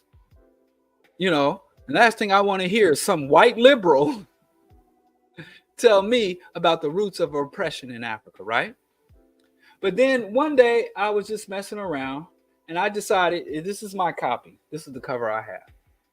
And I'm like, Women of Africa, Roots of Oppression. And I started to read the book and it talked about pre-colonial Africa. And when you say pre-colonial Africa and you leave the Arab slave trade, Arab colonization of what's falsely called North Africa, if you're not going back before then, you're not talking about pre-colonial Africa. If you talk about pre-colonial Africa, only goes back to the Dutch and the fucking Portuguese. If you only go back as far as because the Europeans arrived, landed on an invaded, colonized, enslaved Africa. And they just got the parts that the Muslims left over. Get mad if you want. Anyway, this book basically talks about. Now we don't have the language. When Europeans came to Africa, they said they saw kings and kingdoms and tribes. They were looking at wives and husbands, and they didn't have the vocabulary to describe the phenomenon that they were observing. It would literally, not literally, but figuratively, being like an ant. Let's say you have an ant colony and you have an ant scholar And that ant operates over, you know how the hive works with the queen, and the queen is the only one that reproduces, and then you have the soldier ants. And so you have an ant scholar that looks at human society and human civilization that we would say is more advanced, and trying to use ant terminology for the social relationships of ants. You got the queen ant, and you've got the soldier ant, and you've got the worker ant, and you've got the pupa. And some aspects of that ant colony can be understood. Okay, there are human soldiers and soldier ants. There are human workers and worker ants. Where is the queen? Where is the drone? And there's certain things that, and so when Europeans came to African societies that were millennia older than theirs, Africans had civilization, language, economies, much older. So you had this brand new society, these brand new social relations coming into a society that had been around long before. And so they were saying, well, that must be the king. That must be his compound and his wife. And they didn't know what the fuck they were looking at. They didn't have a vocabulary to describe what they saw. So they started superimposing their own comprehension and their own understandings of what they saw. And they started trying to find examples for that they were familiar with. And a lot of times they would superimpose. They did the same thing here in the United States. And they had absolute monarchs. So if you go to Europe, the Middle Ages, Dark Ages, if you go to Europe and you say, hey, the king could come to you and say, hey, you could take these people, you could take this land, and what the king say is law. So they'd be like, take us to your king, take me to your leader. And sometimes the Africans will be like, well, you want to talk to the shaman? You know, you want to talk to the griot? You want to talk to, because you can't talk to any women. Of course, women can't hold positions of power. I had a book that was really good on that. I think it's downstairs. I always reference this book and I never have it available.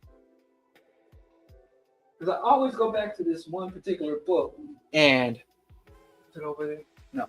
I always go back to this one particular book, and so it gets moved around the house a lot, but I ain't gonna get into that. All that to say is you couldn't use European vocabulary to describe black phenomena. But if we were to stretch the meaning, African societies were essentially liberal. African societies had regard and respect for individual liberty, individual expression, individual pursuits. So in Europe, if you pray to the wrong fucking God, they will cut your tongue out. Let me see. Look at this shit.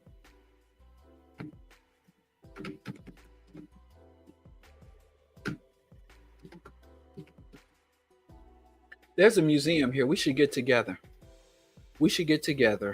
And they have the torture museum here in New York.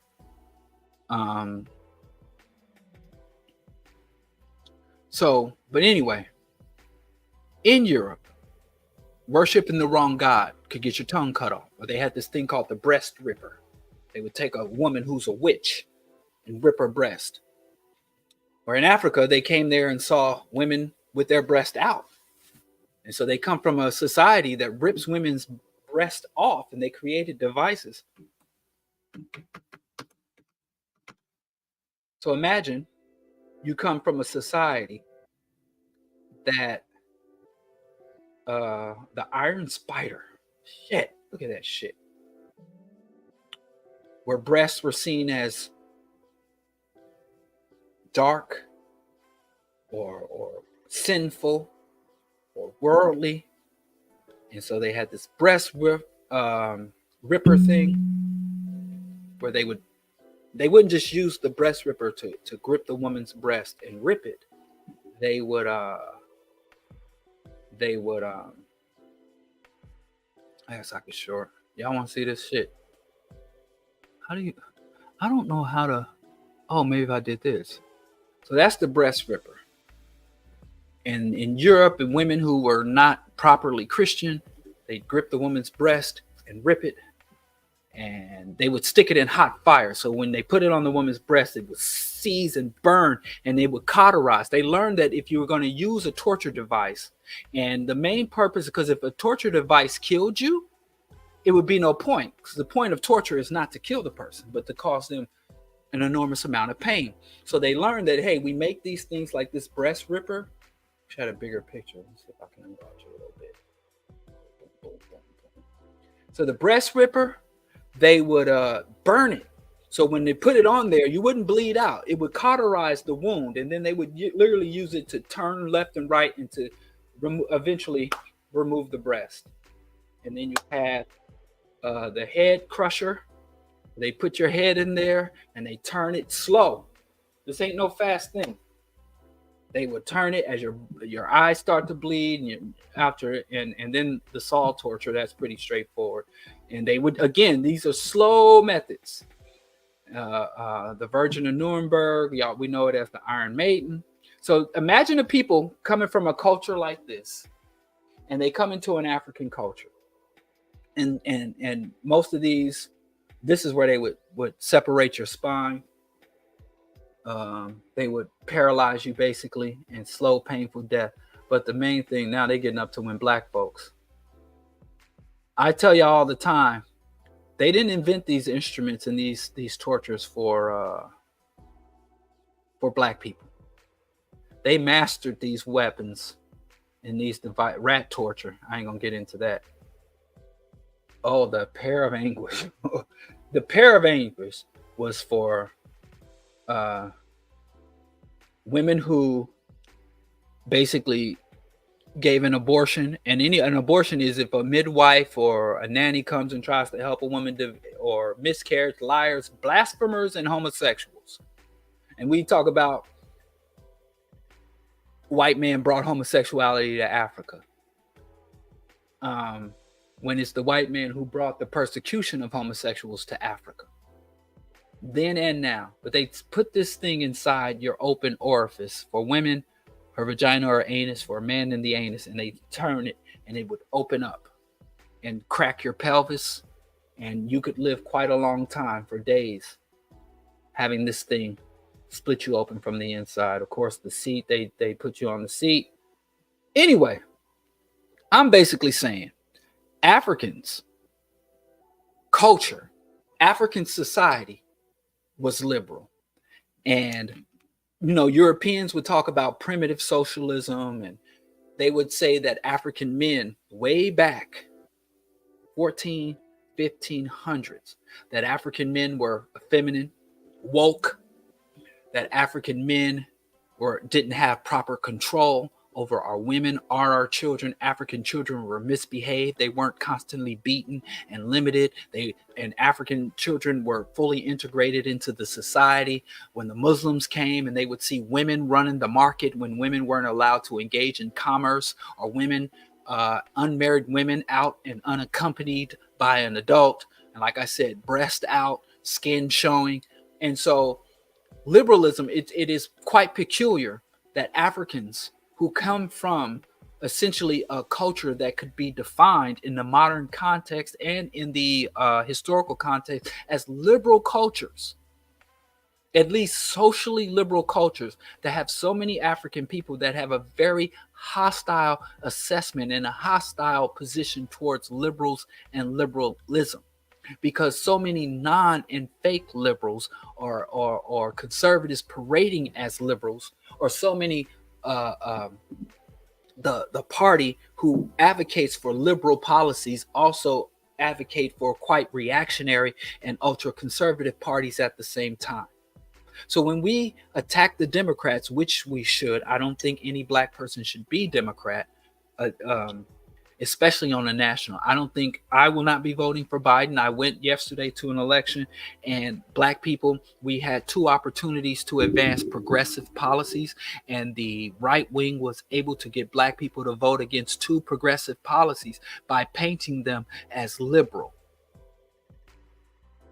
Bring a very progressive policies that would implement a progressive tax, and another one to amend the Constitution to reduce the tax burden on the poor and working class and increased the tax burden on the rich. And both of those were voted down because they were told to be liberal.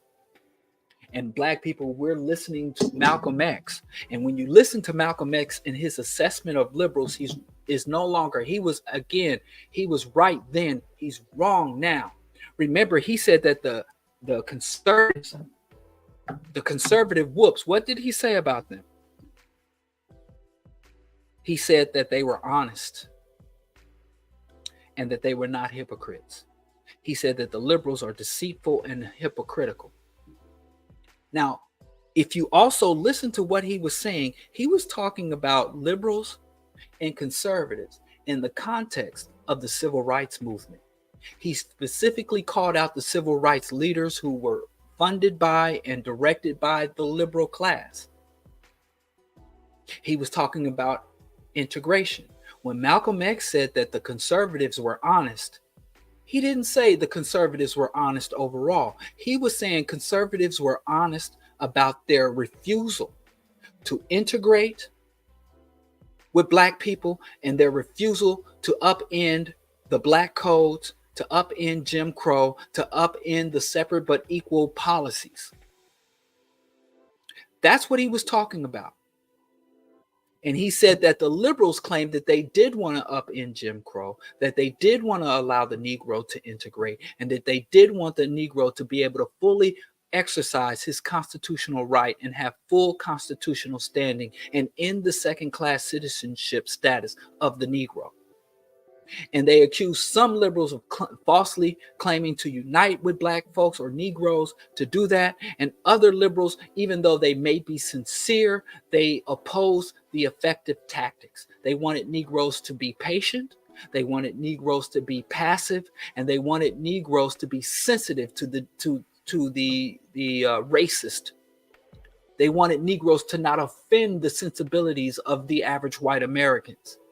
And they felt that we had to convince white folks to join and be sympathetic to our cause. And we had to be very careful not to offend white people when we're making demands. And we shouldn't make demands that were too broad, and we shouldn't try to push timelines that were too aggressive. Now, I tell you right now, in 2024, none of that applies. It doesn't apply. Malcolm X's assessment of liberals and conservatives no longer is accurate. Does that mean that liberals are no longer deceptive? No. Does that mean that liberals are no longer hypocritical? No. What it is that where they exercise and impose their hypocrisy is differently. He was wrong about, I'm saying he was right. I'm not saying that Malcolm X was incorrect then. I'm saying now his assessment no longer applies. And if we rest on his assessment, we will be very vulnerable. And here's something else you have to know. And this is something else you have to understand. Malcolm X said this in 1963. And it's insane that many of you who are intellectually lazy will just rest on that critique. He said that the conservatives were honest.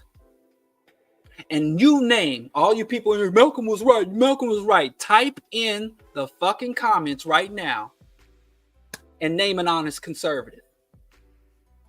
Type in and name an honest conservative right now. If you can type in the comments,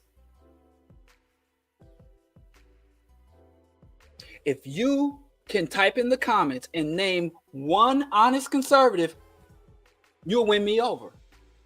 Because he said the liberals are deceitful like a fox.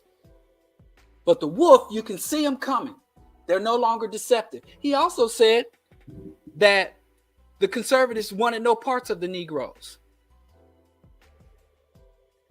The Koch brothers are but it's just crazy to me.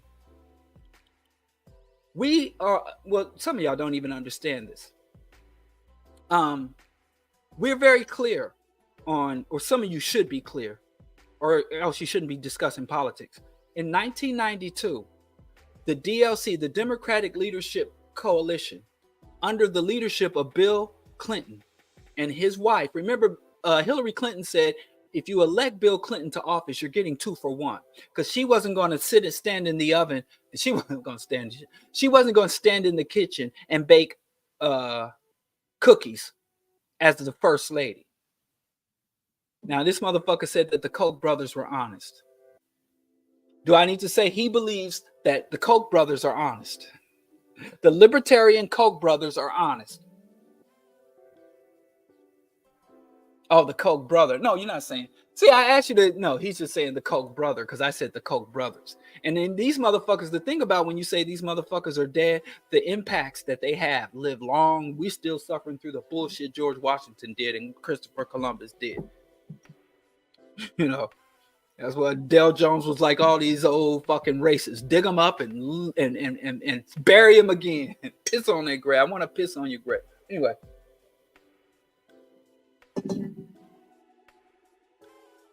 The Republicans are honest in regards to where they stand with us. Show me where the Republicans are honest. The Republicans now are claiming to be anti-racist.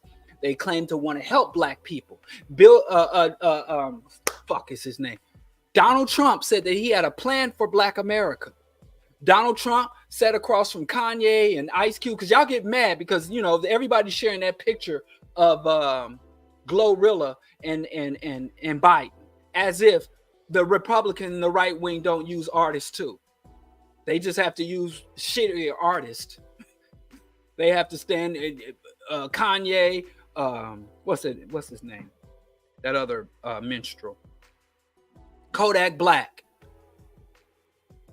But this is the problem. This is what I feel that I should have to talk about shit I didn't think I have to talk about. I didn't think I had to sit here and discuss hypocrisy and deceit of the right wing. But now black people using a half-century old assessment that was dealing with a very particular political agenda and a very particular political struggle. And another thing intellectually lazy people do, they confuse acknowledgement of the difference as an endorsement.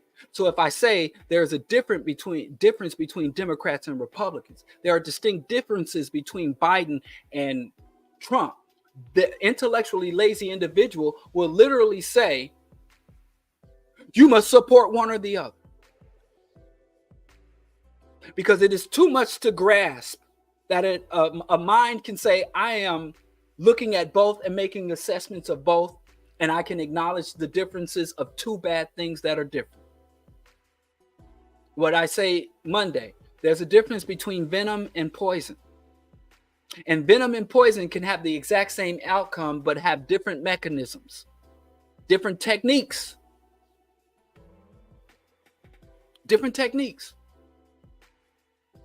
But the simple mind will say, there ain't no difference. So I'm going to go ahead and tell you, and it's a shame that I convince you. The conservatives, the conservative movement, the conservative parties, conservative politicians are hypocritical. They are dishonest, and they fully have as much rhetoric to abide. Every election cycle, they dig up whatever colored folks and Negroes they can. Right now, the Republican Party is trying to make appeals to women, and they want to appeal to women. Just because you suck at something don't mean you didn't try it. We think, oh, they're really bad at it, so they must not be doing it. They're really bad at hiding their contempt for black people, so that means they're not trying to hide their contempt for black people. But the Republican Party will say we're not a racist party. And you have videos all over the internet. You can go to the Good Liars, and they go to those Republican things and say, blacks for Trump. They have a whole black for Trump thing, and all these white blacks for Trump. And black people will sit there and say, well, the Republicans are honest that they hate us. When Donald Trump is running on the fact that I gave black folks more jobs than anybody. I did more for the blacks. And lie to black folks' faces, and black people still sitting here like, oh, the Republicans are honest. and the Democrats are dishonest.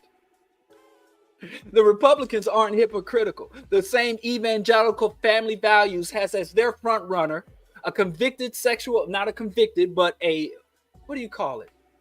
A man who has to pay almost $500 million, an accused sexual predator whose accuser was validated in a court of law. An accused sexual predator, married 3 times, cheated on his pregnant wife, half his age, pregnant wife with a porn star. And he's the family values conservative evangelical candidate, and black people will look at you in a straight face and say the Democrats are hypocrites and the Republicans aren't.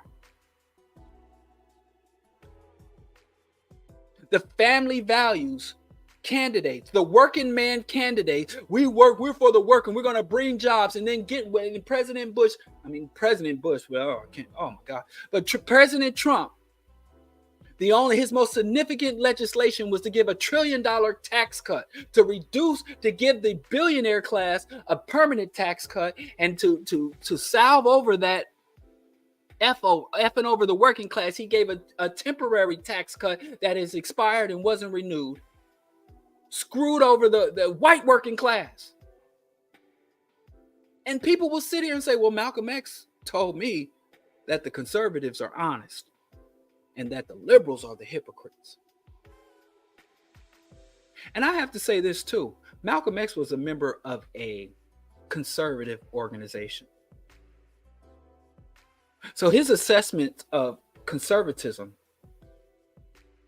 and liberalism also needs to be critiqued, because Malcolm X was literally a member of a conservative party. The Nation of Islam, 1963, and the very speech where he talked about liberals. Let me see if I can find the opening to that speech. I should have left it. I had it up. But you can just look at the opening of this. Because I think the black masses need to revisit liberalism. I think the black masses should not allow the white reactionaries to sour us on what liberal values and liberal policies. Because my problem is, if the appropriate response when the liberal society starts to decay, the appropriate response is to be ultra liberal, to be to the point where you become a leftist and a radical. The problem with liberalism is 2 things. Either liberalism is, I don't know where that thing went. The problem with liberalism is that it is inadequate to fight fascism. Liberalism works just fine in the absence of fascism, racism, classism. But let's go to this, right? This is from the digital history, right? Now let's look at the speech in which he attacked liberals. I don't know if y'all can see this. It's further down. This was spoken. He said, the Honorable Elijah Muhammad teaches us that it was evil sin of slavery that caused the downfall and destruction of ancient Egypt and Babylon and of Greece, which isn't true. He's wrong about that, as well as ancient Rome. So it was the evil sin of colonialism, slavery in 19th century, that caused the collapse of the white nations in present-day Europe and world powers. Now, he could have been talking about World War II. And so, but anyway, the most and let's go down a couple of the most honorable Elijah Muhammad teaches us that it was divine will in the case of the destruction of the slave empires of ancient and modern past. America's judgment and destruction will also be brought about by divine will and divine power. Just as ancient nations paid for their sins against humanity, white America must now pay for her sins against 22 million Negroes. White America's worst crimes, her hypocrisy and her deceit. White America pretends to ask itself, what does the Negro want? White America knows that 400 years of cruel bondage has made these 22 million ex-slaves too mentally blind to see what they really want. Skipping a paragraph. We, the Muslims who follow the most honorable Elijah, I can't even say it anymore. I used to say that all the time. Believe wholeheartedly in the God of justice. We believe in the creators whose divine power and laws of justice created and sustained the universe. We believe in all-wise supreme being, the great God who is called Jehovah by the monotheistic Hebrews. We do not believe in the trinity of plurality of gods as advocated by polytheistic Christians. Christians are not polytheists, but we who are Muslims call God by his true name, Allah, the great God of the universe, the Lord of all the worlds, the master of the day of judgment. The most honorable Elijah Muhammad teaches us that Allah is the true name of divine supreme being, and that Islam is an Arabic word which means complete submission to God's will, our obedience to God's guidance. Y'all following this? So it goes on and on, right? And he says, white America is doomed. God has declared that the most honorable Elijah Muhammad is our only means of escape. White America is doomed. God has declared that the most honorable Elijah Muhammad is our only means of escape. When you reject the most honorable Elijah Muhammad, when you refuse to hear his message or heed his warning, you are closing your only door of escape. When you cut yourself off from him, you cut yourself off from your only way out of divine disaster that is fast approaching white America. Right? So these are the parts. These are the part that in the same speech, see if I can scroll down.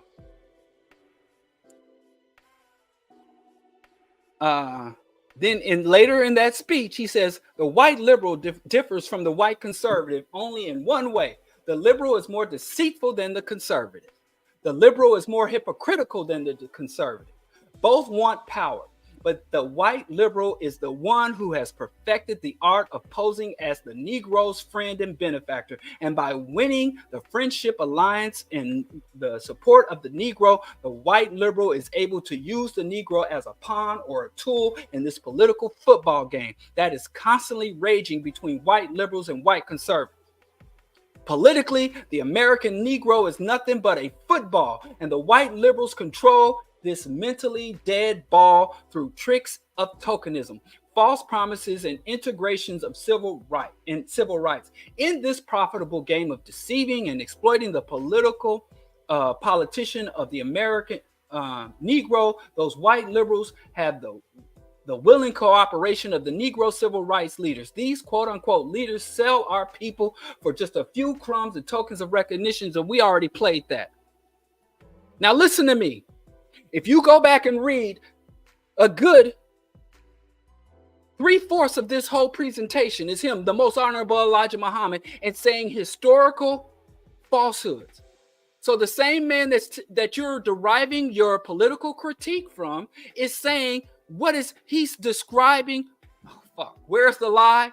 Seriously?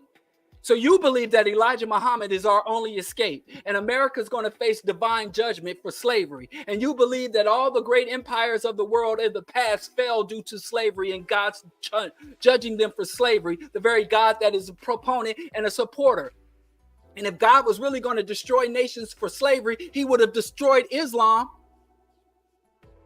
before it got up, because Islam has always been engaged in the slave trade. So I say all the time, I would have never worked with NOI Malcolm. I would gladly and enthusiastically break bread and work with and follow the leadership of the secular OAAU Malcolm. But this same cult that took his life greatly warped his assessment. And I love Malcolm. more than many of y'all, because many of y'all like to play footsies and pretend like I got great respect and great love for Malcolm. And I got this enough respect not to just take what he says as a grain of salt, because later in his life, just a few years later, Malcolm X said, I would open all my speeches with the most honorable Elijah Muhammad teaches us. And I regret leading so many people to that organization. He said, we had a good group until the Negroes came and messed it up. And Malcolm was even critical of his previous positions. So all I'm saying is, Malcolm was part of a conservative group. The Nation of Islam was then and is now a conservative formation. Go and look at Farrakhan's most recent quotes on women. Farrakhan blamed daughters, blamed mothers and girls for when fathers molest daughters. Farrakhan said the reason a father will mess with his daughter is because the daughter looks like the mother used to look. And the daughter has the same level of deference, love, and admiration that the mother used to have. But he said the mother gets fat. The mother starts being rude. The mother doesn't want to cook anymore. The mother no longer looks at the father in awe.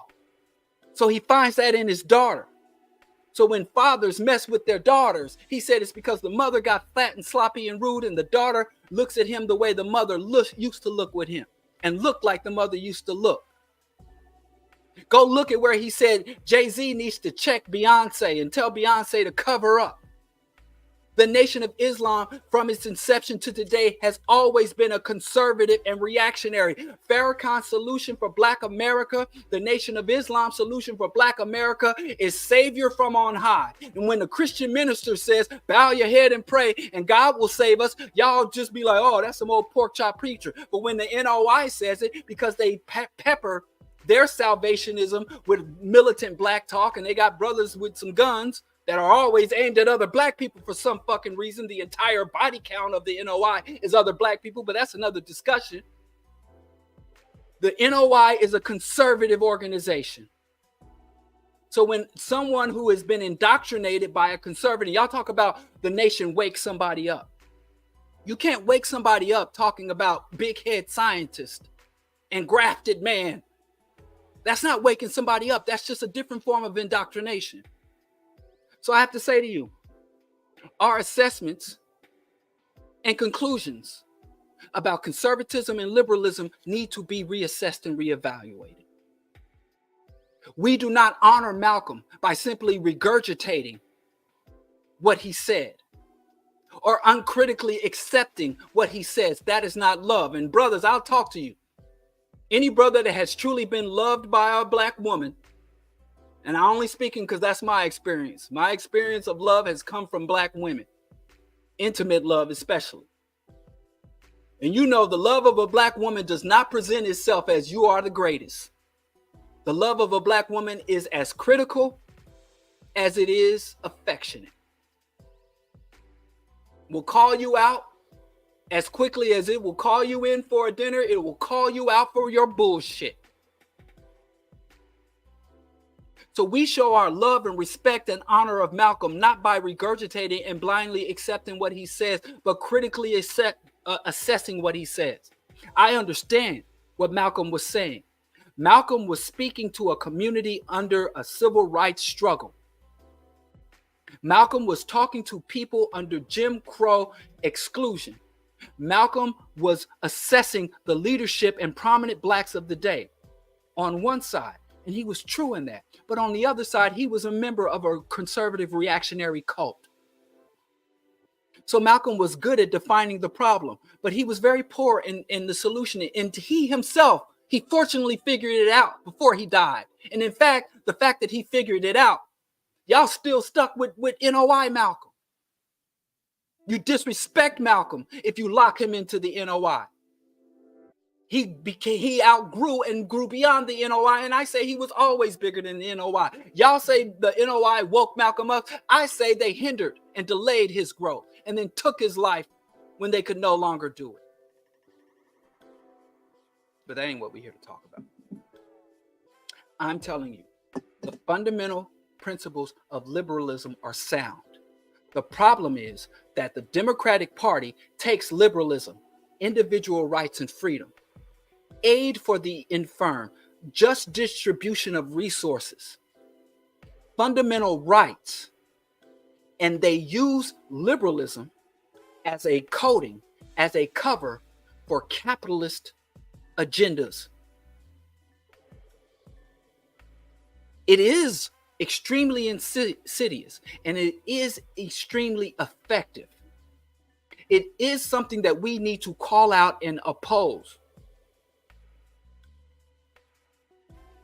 But the problem is, because of this poorly sussed out and surface assessment of liberals and liberalism and the tactics of the Democratic Party, it is causing too many of our people to lean towards and be susceptible to right-wing ideologies, right-wing policies, and right-wing figures and right-wing parties. If we go from liberal to right or liberal to conservative, we are losing ground. We must go from liberal to revolutionary, radical, far left. And too many people confuse liberalism with leftism and far left. The reason we must move beyond liberalism is not because liberalism is bad. We have to move beyond liberalism because liberalism is inadequate to address the challenges. So I'm talking to progressive black people and they say, oh, the liberalism. And they're against liberalism. Liberalism says women should have a right to choose.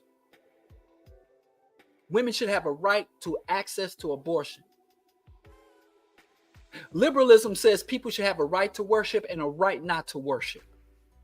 That every person has their individual right to pursue their divine objectives, and the people who disagree or do not follow that particular divine projection should be free to reject and be free of it. Liberalism says people, regardless of their gender identity, regardless of their sexual preference, deserve to have their rights protected. And these are all things that the Democratic Party has been identified with and captured and have bastardized and pimped. And the left, too many people who claim to be on the left are abandoning those things to the Democrats instead of taking those things from the Democrats as we depart from the Democrats. And many of us are not only abandoning those liberal positions and liberal policies, welfare. You got black people out here talking about welfare destroyed the black family. Because it's easier to attack welfare instead of capitalism. And many of these people who are telling us to be anti-liberal and to attack liberalism, they can't say we need to attack capitalism because they want to be capitalist. They want to be the head of household, the breadwinners. They want to subjugate women. They want to have capitalist accumulation. They want the ability to murder people at their whim. They want to be armed to the teeth and have the right to stand their ground and protect a little transient material shit and have material things over human life. So the reason so many people attack liberalism without properly defining what it is and use the failings of the Democratic Party to justify embracing right-wing reactionary positions and parties and individuals is because they want to assume power within the system as it stands. I am not a liberal, but the reason I'm not a liberal is not because I do not agree with liberal policies and liberal positions. I am not a liberal because liberalism is inadequate to meet the needs and inadequate to oppose the white hegemony and capitalism.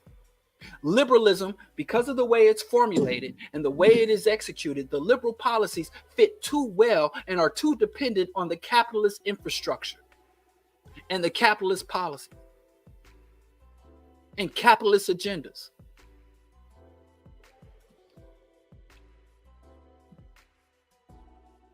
So instead of adopting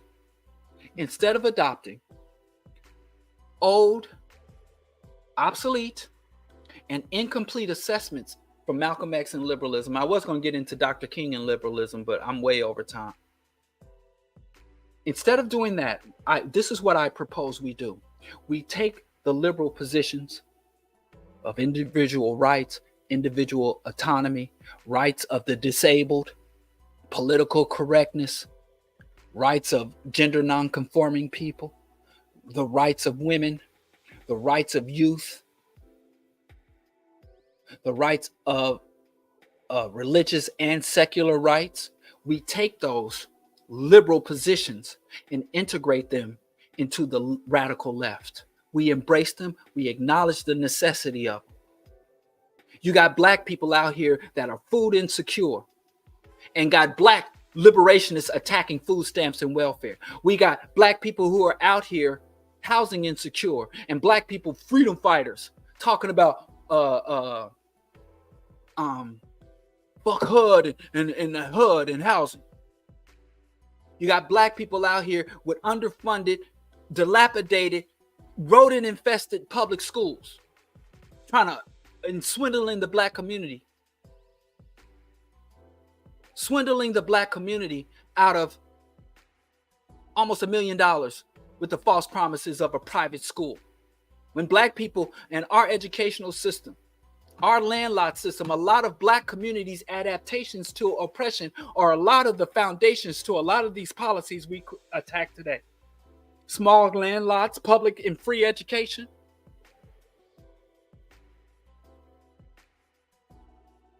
So black people, stop attacking liberalism. Start attacking capitalism. Start attacking conservatism. Start attacking false liberalism. Start attacking those who try to marry liberalism with capitalism, or who try to advance liberalism under capitalism.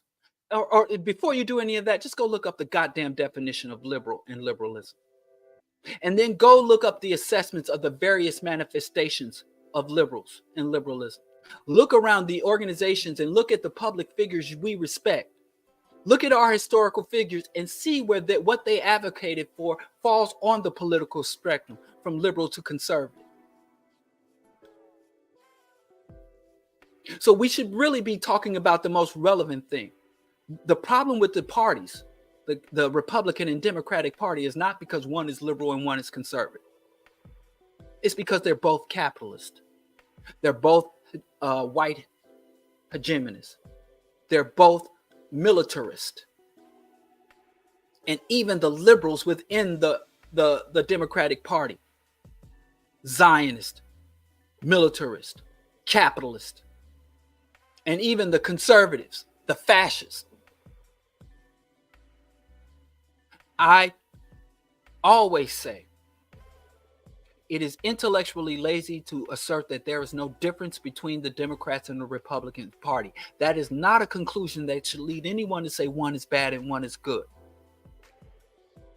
I always point out the fact that white people not only study our differences, they seek to enhance. White people have scholarly studies on the differences between rural Negroes and city folk, between religious blacks and secular blacks. And when they look at religious blacks, they say, how do the black Mormons and the black Methodists differ from the Baptists? You will only find the most ignorant, uneducated, and powerless white people say, all niggers are the same. All them Asians are the same. All these Chinese people. The ignorant white people will look at a Honduran, a Dominican, a Mexican, a Venezuelan, a Puerto Rican, all they're Mexicans. But the scholarly, colonial, oppressor, capitalist white people understand the distinction. An ignorant white racist will be like, look at a Filipino, look at an Indonesian, look at a Korean, look at a Japanese, look at a Mongolian, oh, they're a bunch of Chinese. But the white racist in the State Department, in the United Nations, in the conservative think tanks, they understand the distinctions. And black people who seek liberation will look at liberalism, will look at conservatism, look at the white people who adopt those identities, will look at the Democratic Party and understand the various factions within the Democratic Party, will understand the Congressional Black Caucus and the Progressive Caucus and the difference between the DNC and the DLC. They will look at the right-wing reactionaries, will look at the Republicans, and look at the funding and how the funders versus the constituents. Look at the log cabin Republicans. Look at the what they call the Lincoln Group. Look at the various factions. They look at the anti-Semites and the Zionists within the Republicans. If we really about freedom, if we really about posing a challenge to our oppressors, we will not, just white people or just conservative, just. Revolution is an intellectual endeavor. Revolution is an intellectual endeavor. And if we don't comprehend the ideologies and we construct proper policies based on intellectual analysis and sober analysis, all the weapons, all the money, all the unity in the world, we can have unity. It will not serve us. So it's getting frustrating. In every election season, I get very frustrated because of all these people who are not even worthy, who couldn't pass a 5th grade civics class, want to come up with a contract for Black America. Want to talk about they don't care about us. Want to talk and give Black people political strategy when your ultimate solution for us is divine intervention and a predatory cult leader as our salvation. And y'all don't even listen to Malcolm. Y'all listen to this rhetoric that he was spewing in 63, and y'all ignore what he just said 2-3 years later. Even Malcolm was like, I realized the error of my ways. I wish I hadn't pointed so many people in the direction. He said, my house was firebombed by the Fruit of Islam, and I trained most of the brothers in that group. I've made a grand error. And we won't let Malcolm X go beyond that era. We want to lock Malcolm X in the era of history that makes us comfortable. It feels good. I wish it was as simple as that. I wish it was as simple as honest conservatives and deceitful liberals. I wish shit was that simple. But if it was that fucking simple, we'd be free already. And we got so many so-called Black freedom fighters that are anti-liberalism, that want to repress us to free us, who think the more repression, the more strict hierarchies, the more reactionary policies. Make women stay in the kitchen, put the man back at the head of the family, give every man a gun, give every Black man his own business, and Black people put all our greenbacks in a bank. And everything they suggest that will free us leaves us right within the box of European Western geopolitics and international capitalism. And you might have a few more cars under capitalism. You might have a dependent, silent, traditional woman under capitalism, but you're still fucking under capitalism.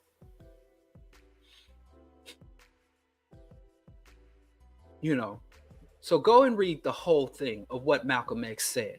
And take what Malcolm X said in his speech in 1963, 2 years before the same man he was calling most honorable and calling our salvation, before that man created the atmosphere that led to his death.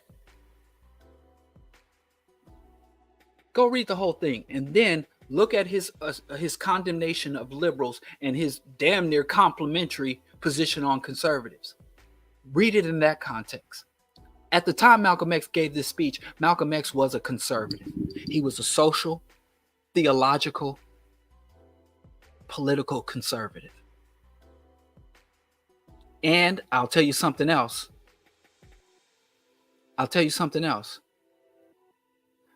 Malcolm X went all over this country calling the white man the devil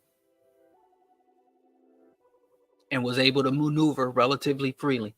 But when he made his Hajj to Mecca, when he started meeting with international leaders and he broke with the cult and he became a true Pan-Africanism, he didn't survive much long after that. It wasn't his affiliation with the nation that made him a threat. It was his break with the nation and his teaching that made him a threat.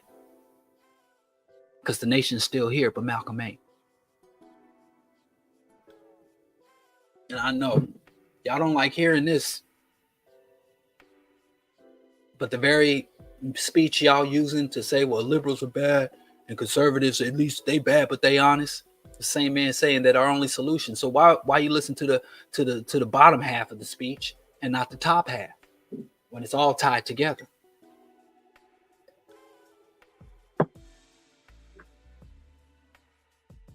Liberalism and conservatism both have their role. The problem with the two major parties is not that one is liberal and one is conservative. The problem with the two major parties, and the reason we must stand in principled opposition to the two major parties, dang, this little gnat, that we must stand in opposition to the two major parties is not because they're liberal, but because they are capitalist, because they are white hegemons.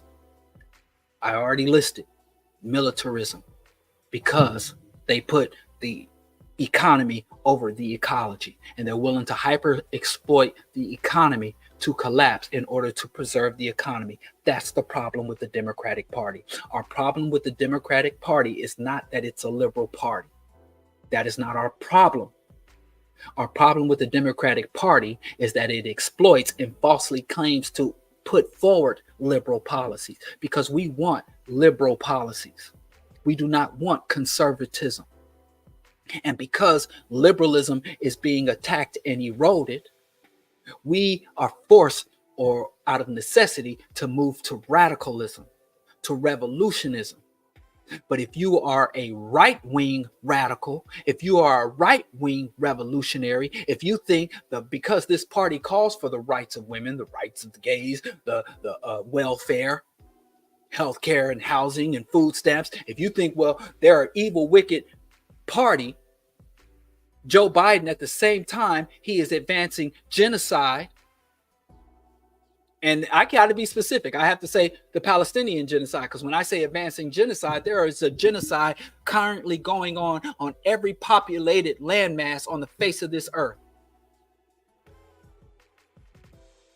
And every now and then, the white media will go to one of its genocides and say, "Oh, let's bring this one to the fore. Let's bring this one to the front." The genocide against African people in this United States is happening. The genocide against Native Americans is happening. There's a genocide going on in Haiti. And look up the definition of genocide. It does not mean mass extermination. Go look at the Geneva, and I'm going off of white folks' definition of genocide that they gave to themselves. I go off of the limitations they put on themselves. Right now in Brazil, there's a genocide, multiple genocides happening. There was one man that was a member of the last member of one nation tribe just died last. They called him the man in the hole. The Portuguese, the conquistadors, that y'all like to call Latino for some reason, the fucking European conquistadors who still run that country, went into the forest and found an uncontacted nation of people that numbered in the thousand. And because they had some palm and they had some lumber and some shit they wanted, they slaughtered them all the way down to one person. And when it was down to one man, they figured, they say, okay, we'll have a no contact protection. Look him up. They called him the man in the deep hole. And he was the last surviving member of his community, of his tribe, of his nation. And he just died in 2022. I don't have a name for him because they never learned his name. And all he would do, he lived in the Amazon, and he would go from place to place sleeping every night because he was just waiting his whole life for almost 20 years, living in absolute solitude. But that's just not media work. There are genocides in Asia. Right now, to this day, the population of Iraq and Afghanistan are still dealing with depleted uranium. There's a mass starvation from Syria to Somalia, even in Eritrea, Ethiopia, whatever, they over there, Tigray region. There's a famine going on there.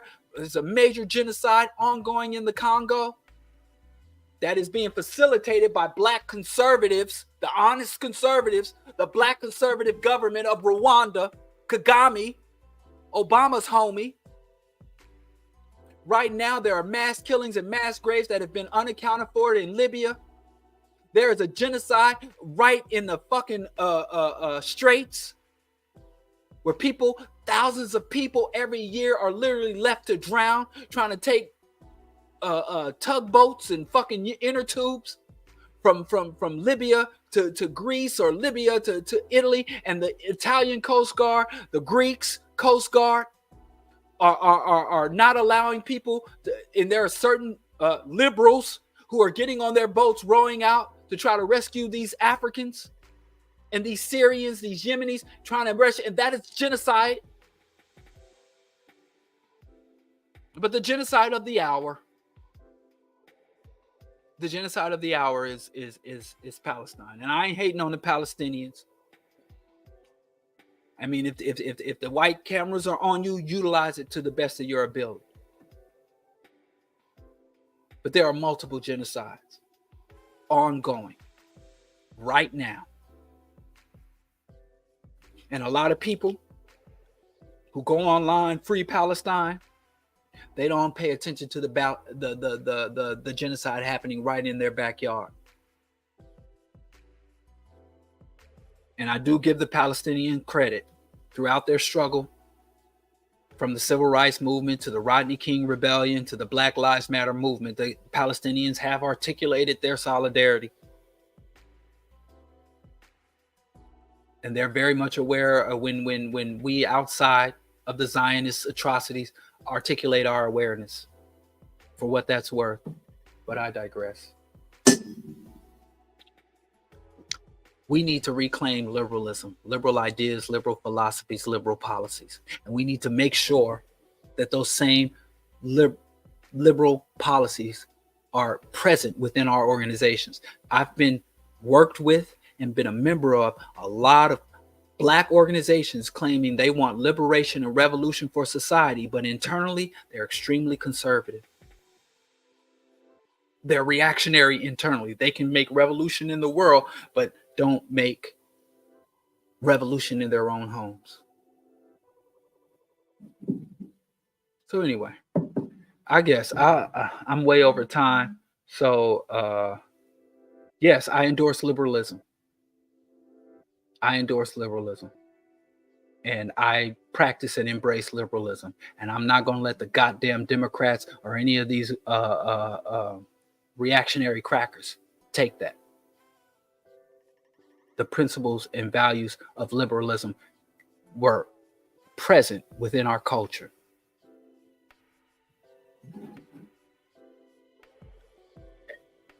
It wasn't on accident. Where the fuck you see an accident? I said what I said.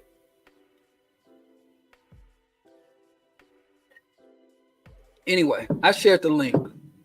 Questions, comments, criticisms. I know it's late as hell. And my problem is I was talking because I was waiting on Skip. For some reason, Skip couldn't get the link. Let me see. Yeah, I guess it's best he ducked this show.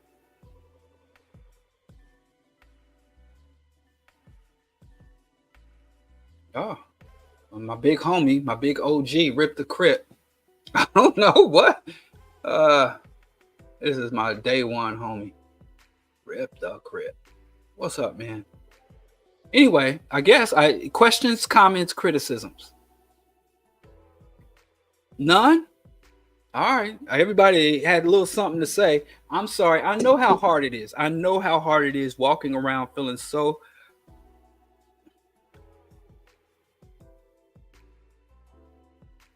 I know how hard it is because we don't want. Okay, Dre. What's up, Dre? What's happening, good brother? Peace to you once again. Appreciate you. Just want to say directly last time, my apologies for derailing the conversation. That's all right.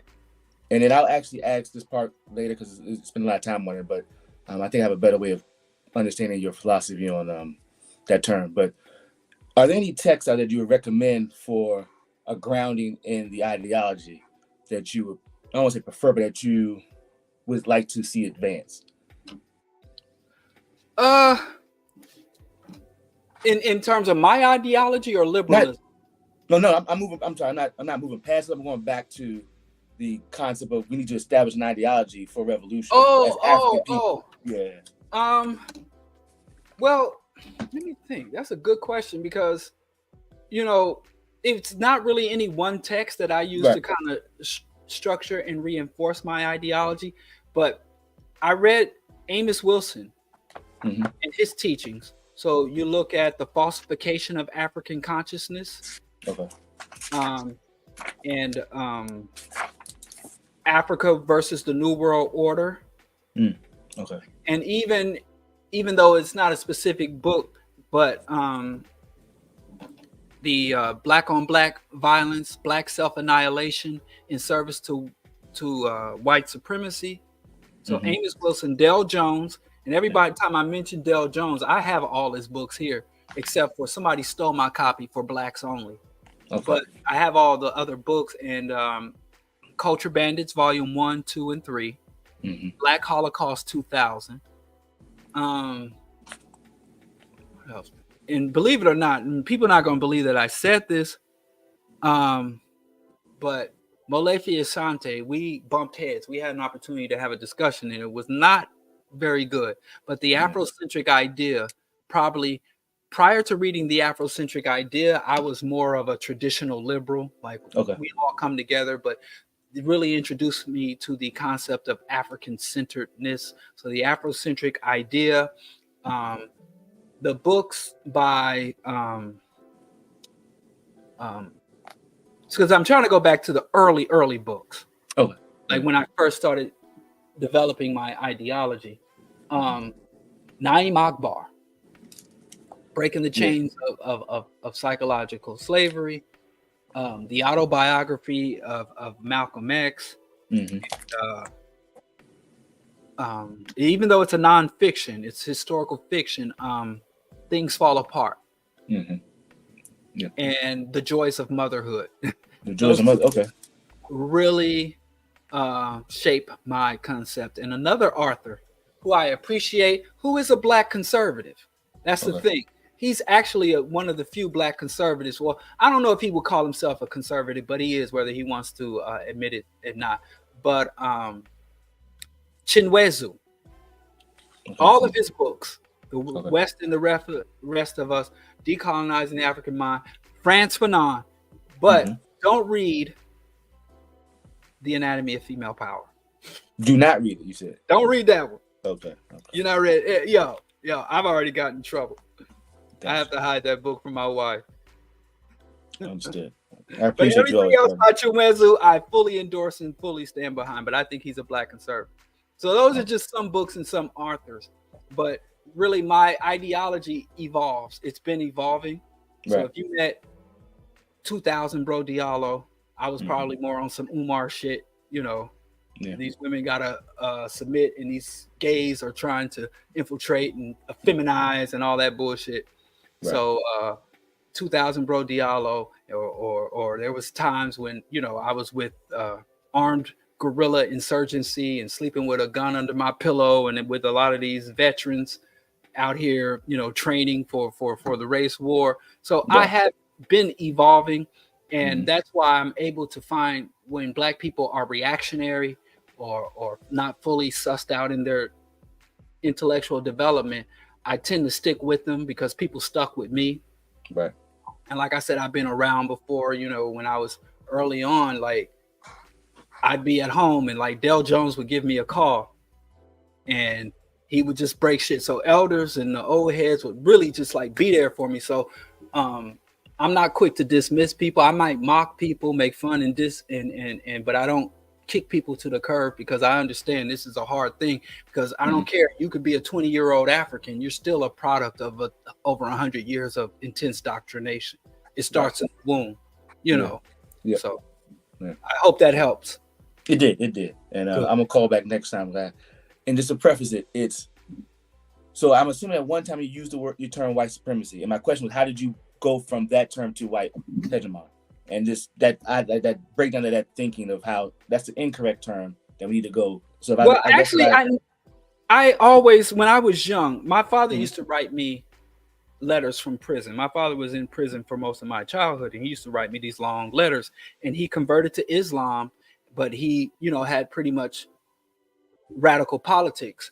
And he would write me these letters. So even he would talk about, I guess I'll say it just to quote him, he would be like these Peckerwoods, these honkies, crackers. He would always talk about white folks in a demeaning way. So even as a young child, I never really had a concept of white people being supreme. I always knew that what they got was unjust. Right.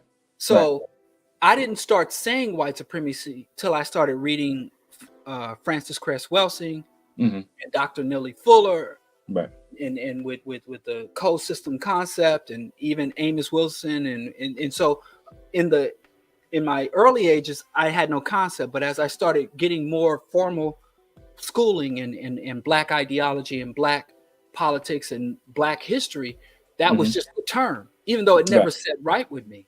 Right. So I was thinking, if they aren't supreme, it just doesn't fit when I look up the word supreme and concepts of supreme and how Black people carry in the context. So I would say white supremacy just so that people could comprehend what I was saying, even though I didn't think it.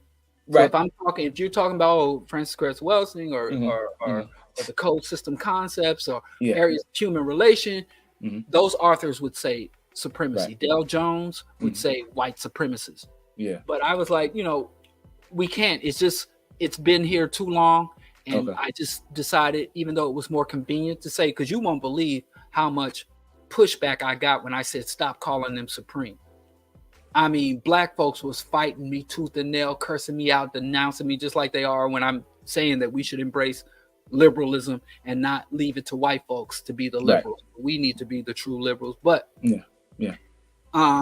I got a lot of pushback. Black people, it's part of their fundamental identity to see white people as the supreme. Yeah. And I am with you with everything you're saying. I don't use it as a term of thinking they're supreme. To me, it's their mindset. They believe they are such that they do these certain things. So when I use a framework of they believe that they are supreme, and thus they do all these actions. And so I don't use it. I know they're not supreme, and that by no means. And the same way, I want to ask you, if you wouldn't use supreme, which I agree in terms of how we're using it in terms of we think they are supreme, they're not. I think it's their mentality. Then why do we continue to use the word elite? Well, I think elite, that's just from a class analysis. Okay. You can, but I kind of try to be specific. I would say the economic elite or the political. But again, like as you say about how you wouldn't call cancer elite as a killing mechanism, how do we use a term like they're economically scoundrels or like some other term that you see what I'm trying to get to? Like the parallels of if we're going to move away from supremacy because they're not supreme, then should we also retire the term elite? I can get with that. I often call them parasites. Yeah, I've gone to call them instead of the elite class, I call them the parasite class. Gotcha. Or even the dependent class. So I'm with you on that. But like I said, I'm struggling. I will rock with you without calling these parasites elites. But I've been bumping heads for half a decade now, telling me I'm wrong to refuse to call white folks supreme. And I don't say supremacist. I say white aggressor. I'm with you. Yeah. I don't say white privilege. I say white pathology. Right. So it's just, it's you. But like I said, go out there, and I agree, and I will start rocking with you and say, no, they're not elite. They're parasites. Yeah. Yeah. And see the pushback you get.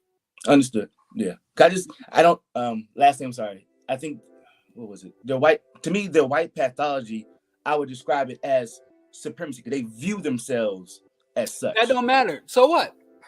If your local homeless person says, listen, I'm a billionaire. Okay. You would still call them a bum. I wouldn't call them. But I see your point, though. I do see your point. But they do, but those things. Okay. Okay. I'm saying, yes. Just because somebody say, we got Black people out here saying they're Native Americans. Right. Do you call them Native Americans? Call them Africans. So but they believe it. Right. They call themselves indigenous. Do you call them indigenous? The 5%ers say they are God. They're arm, leg, arm, head. The 5%ers say, I am God. And my woman, do you call them gods? Do you think they're gods? No. But I do think the difference is that parasitic group that has the perspective they are supreme have the ability to enact that reality upon us. Yes. Yeah, that's what But here's the thing: would you call R. Kelly a sexual supremacist? No. But but he has the ability to. He used for his sexuality. He was able to impose his desires on unwilling people. So is he not a sexual supremacist? Here's my rejoinder. It would be: does he view himself as such? Does he? Right. I would think he. So he does. So what you gonna call him? Good point. What would you call R. Kelly? If R. Kelly came to you and said, "I'm a sexual supremacist," are you going to be like, "Yeah, R. Kelly and his sexual supremacy"? I would say that's his pathology. I would say that's his pathology. What would you call him? A rapist. But he believes he's a sexual supremacist. Yeah. So do they. They think they're white. What would you call him? A rapist. Even though he calls himself a supremacist. Yeah. I don't call. They believe they're supreme. Right. What they believe they're beautiful. Right. Do you call them beautiful? The beautiful people? Not at all. I call us the beautiful people. So they believe they're supreme. Therefore, we are obligated to call them supreme. No. I'm calling them their pathology, white supremacy. Their outlook is white. That's what I'm saying. It's what they. So you call their pathology white supremacy? Yes. Is that accurate? No. Nor what are they? They are parasites, aggressors, greed. And what leads an individual to have the desire to be identified as supreme? What drives that? Ego. We all have egos. I have an ego. I have no desire to be supreme over anyone else. But all our egos are different, though, right? So it's not ego. Then what do you? Okay, I'm confused. What do you think? What is it to you? Then? I don't know. See, here's the thing. I think it's pathology. I don't say white privilege. I say white pathology. I say it's white hegemony or even white domination. I'm with you. But you don't have to be supreme. What are white people actually supreme in? Nothing. Or evil, but that's another term. You saying like I'm with you. They're not. I agree. We're gonna say they're not supreme, but their outlook of we have to be on top. We have to control. That's pathological. That's pathological. And even their own scholars. Yep. Even their own psychologists, sociologists, anthropologists, social scientists, they all have reached the same conclusion as me. And it's been easier for me to get white people to stop saying white supremacy and white privilege than it has been for black people.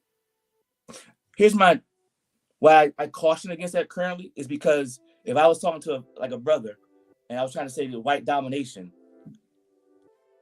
they may interpret it as that there's a battle they can win of whether I gotta dominate that person. Like, no. Their outlook, their agenda is aggression, domination. I don't understand what you're saying. All I'm saying is that I think their viewpoint, how they look at humanity and the globe, is of a dominating, supreme. So what? But that's their city. That's what I'm saying. That's their city, right? I agree with you on that. But we're saying you're talking about what they do, and I'm talking about what they are. And I'm saying what they do is based on how they think they are. That's all. Okay. Yeah, that's what I'm saying. I'm talking about the appropriate label for who and what they are and what they are doing. They're white aggressors who believe they are supreme. Okay. Yeah, who wants to say all that shit? You can't say that every time. I'm with you, but that's what we are. Be out here in casual conversation and say white aggressors who think they are supreme. You're gonna be saying that instead of just saying white hegemony and white domination? Why can't I say they're white supremacists? Because of the connotation. Understood. And that's just with that. Basketball player. Who is the supreme basketball player in your point of view? We might be until 1 o'clock, and I don't want to do that. I think currently just pick one. Who is a supreme, not the supreme? I'm not about to. Who? LeBron. LeBron is a supreme basketball player, right? Let's say that every time LeBron went onto the field, he walked out on the field with automatic 15 points. Number one. Number two, the basketball hoop on his side is only 8 feet off the ground instead of 10 feet. Agree. Number three, there is a downward slope towards his side and an upward slope towards the other side. Number four, all the players on the opposing team got one leg. Play with one arm tied behind their back. Yep. Finally, LeBron James is allowed to travel, carry, all that, and carry a switchblade and a gun throughout the game, right? And he had more points than anybody else every game, would you say he's a superior basketball player? Absolutely not. What would you call him? What if he thought it? Even though all these things, what if he thought in his mind and his heart Right. and believed with all his heart Yep. that he Yep. was the supreme superior basketball player? Right. What would you call him? A lunatic. Okay. I'm with you. They're So, lunatics. Okay. but this is very clear to us. We don't call cancer cellular supremacy. We don't call rapists sexual supremacists. I'm with you. We don't call thieves Mhm. economic supremacists or Right. material supremacists. Agreed. There's no dispute. We don't even call colonizers territorial supremacists. Right. And here's one thing. Mhm. Even white people are comfortable using the terms white privilege and white supremacy. Mhm. Because the suggestion is white people are truly superior, Mhm. and we should try to negotiate with them to not exercise their supremacy. And Right. we even have black movements and black leaders out here arguing for white supremacy. Right. So just like privilege, if someone has a privilege, Mhm. then the logical thing to say they should share that privilege or allow me the same privilege. So if they are truly supreme, the best way to get through, if you want to be a great basketball player, you would follow LeBron James's path, Mhm. his fitness regimen, his training regimen, his techniques. Mhm. If LeBron James is privileged, you would want that. So calling shit supreme and privilege leads black people to mistakenly seek integration and equality. So But that's nobody wants to be pathological. right. So that's why I kind of step away from it. My fear is that if we don't use that term, we may fall, like you're saying, we would like try to appease or become that. And I use it from a standpoint of like they're delusional. It's a delusion, essentially. That's all. You're not calling it white delusion, though. I would call You it. use all these appropriate words Yeah. to define white supremacy, but you don't use it in the label. So you can say white delusion, Yeah, I'm not white against that. pathology, Yeah. white hegemony, because most of the time we're talking about white supremacy, we're talking about in the geopolitical context. Yes. We're talking about imperialism, capitalism, militarism. Right. And nobody truly uses supremacy in that context. They use words like hegemony Mm-hmm. and imposition. Mm-hmm. So it's an obsolete term. Okay.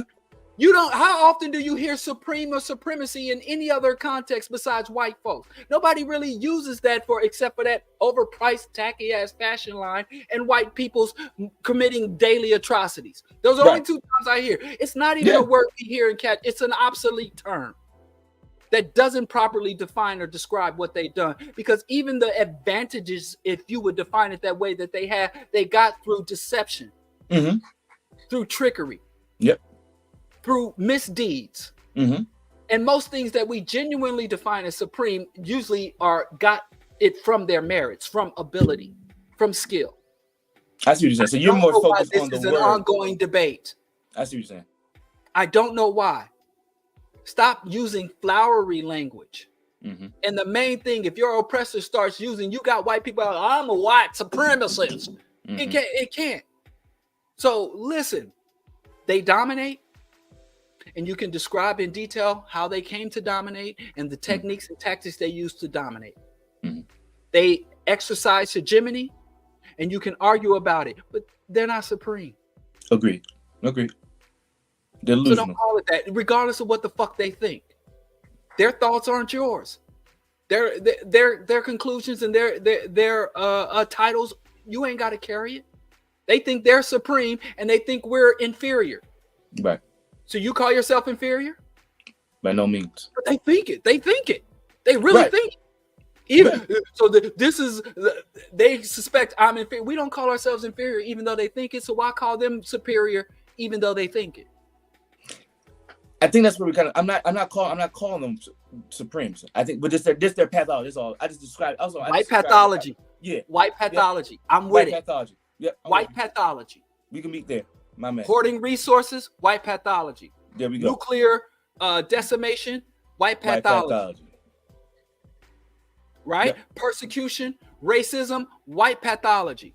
Hoarding the wealth, exploiting the wealth of the laborers, white pathology. Major homelessness crisis, even though there is a glut of housing infrastructure, white pathology. There we go. I'm with you now. Yep. We're in agreement. You're not going to say white supremacy or white supremacist.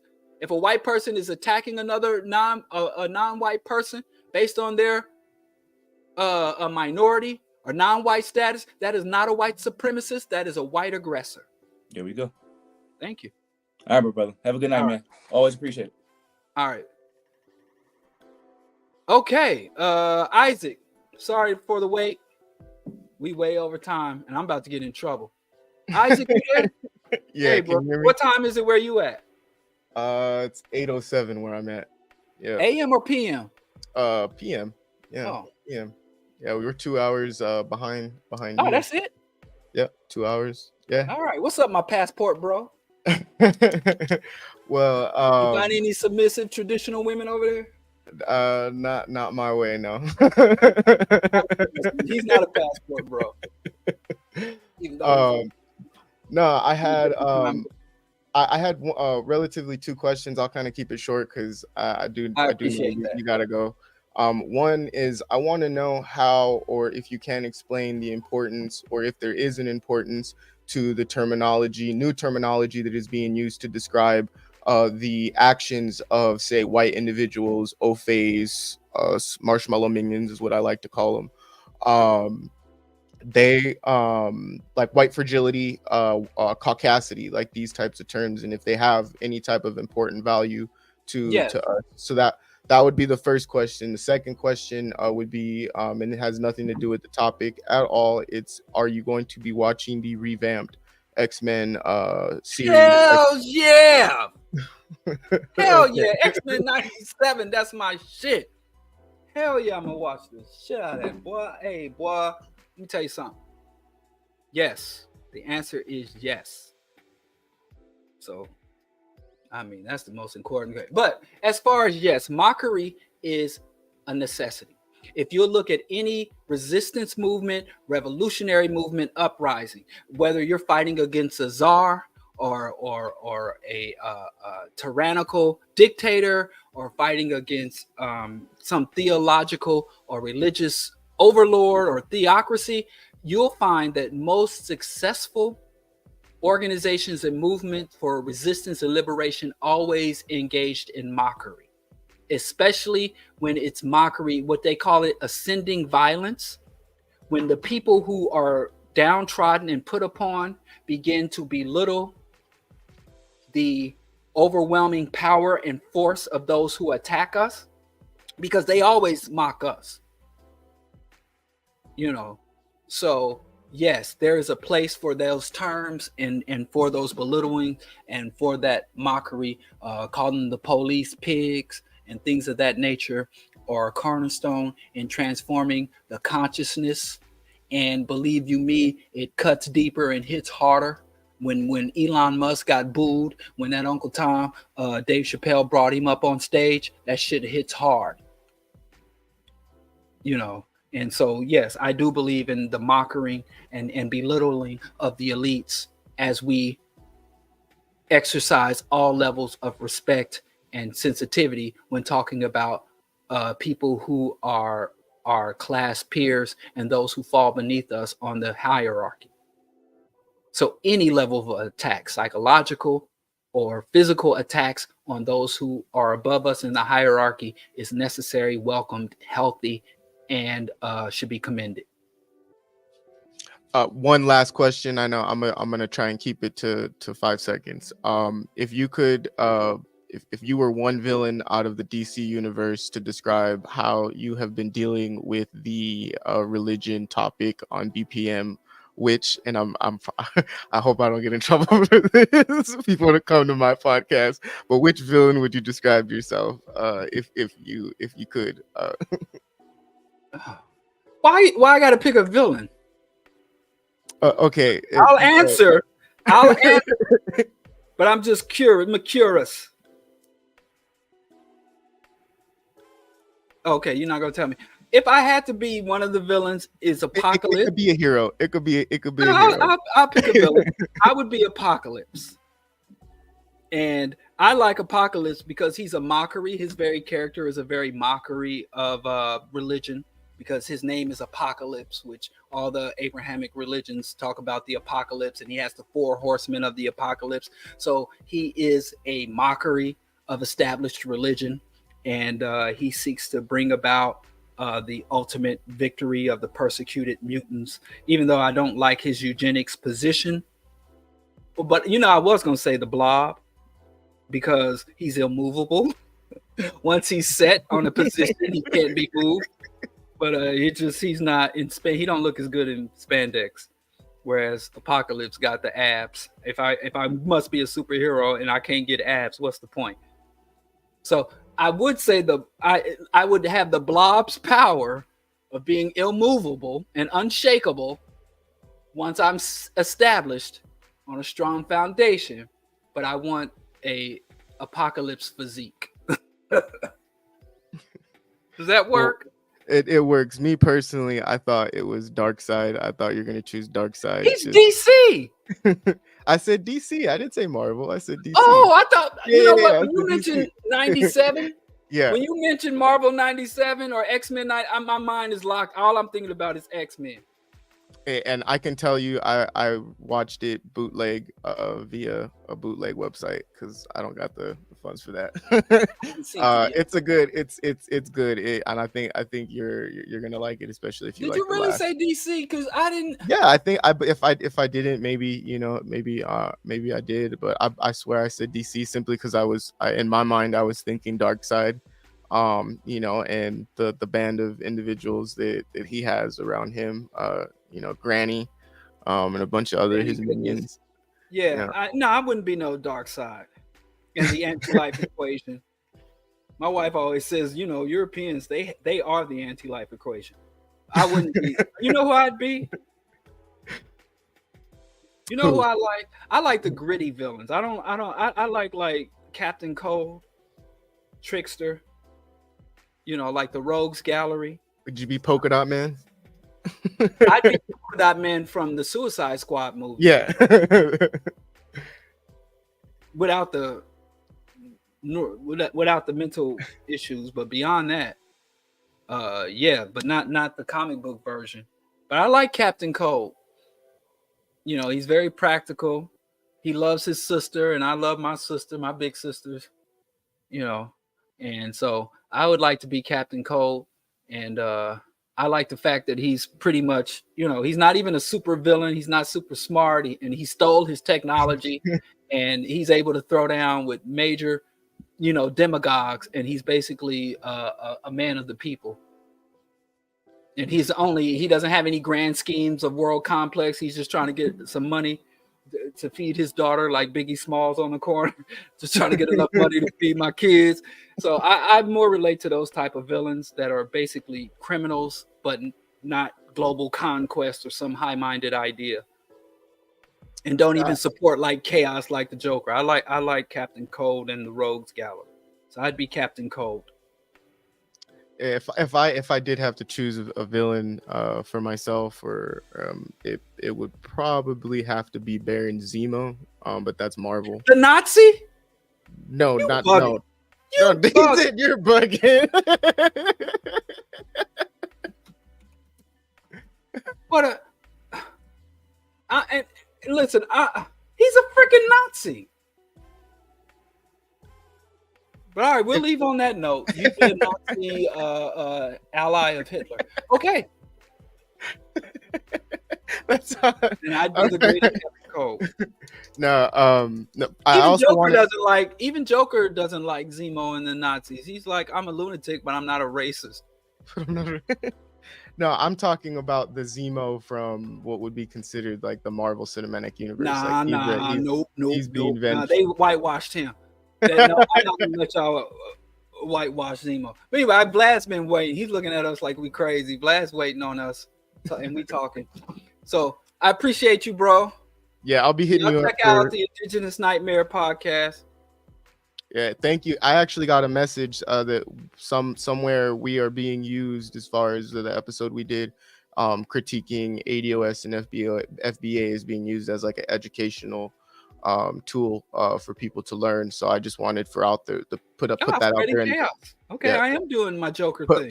Putting out there in the ether, you know that there is an effort that you don't have in the community. You do because it's exhibited through, i.e. what I just told you. So thank you again. And, and I'm sorry. And let me take back the joke. He's in a different time zone, but he's saving up his money to go overseas to get a submissive wife, but he's still with us. All right, bro. All right. You have a good one, man. All right.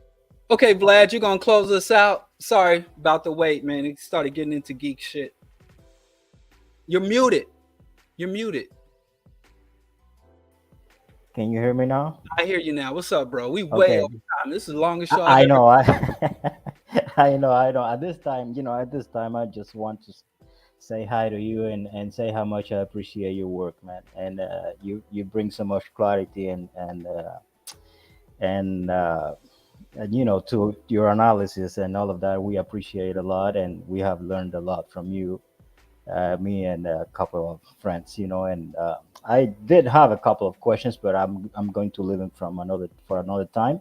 Yeah. I'm from Cuba, and all right. And we Black people are struggling down there too. Yeah. And Cuba's not a socialist utopia. Yeah, in a way, but right. Thank you. In a way, but no, not really. I mean. It's the way I see it.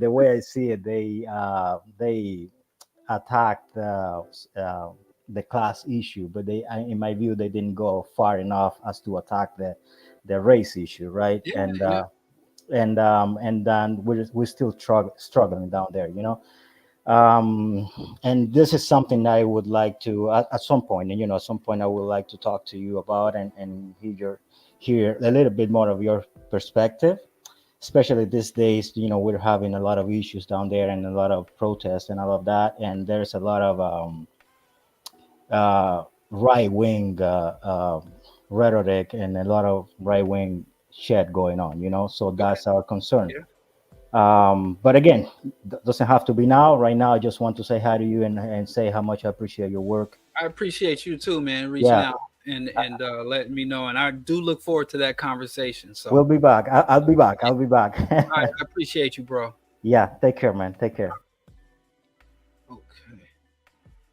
Weren't some of the NOI's teaching help Malcolm change his destructive behavior? No. Go back and read the autobiography of Malcolm X, and he names the man who actually started to turn him away from his addictions and helped to awaken him. Before, Malcolm X was already on the path to enlightenment and liberation before he was indoctrinated into the cult. So it's going to be a no for me, dog. And with that, I'm going to wish everybody a good evening. And this has been a marathon show. Shout out to Skip. Sorry if it's my fault. I'll take the blame that the link didn't work. And I'll try to figure out what the problem is. I ain't no nerd. I'm an alpha. I don't know this nerdy shit. But anyway, see y'all Friday on Earn Your Liberation, and next Monday, the Brody Hour broadcast.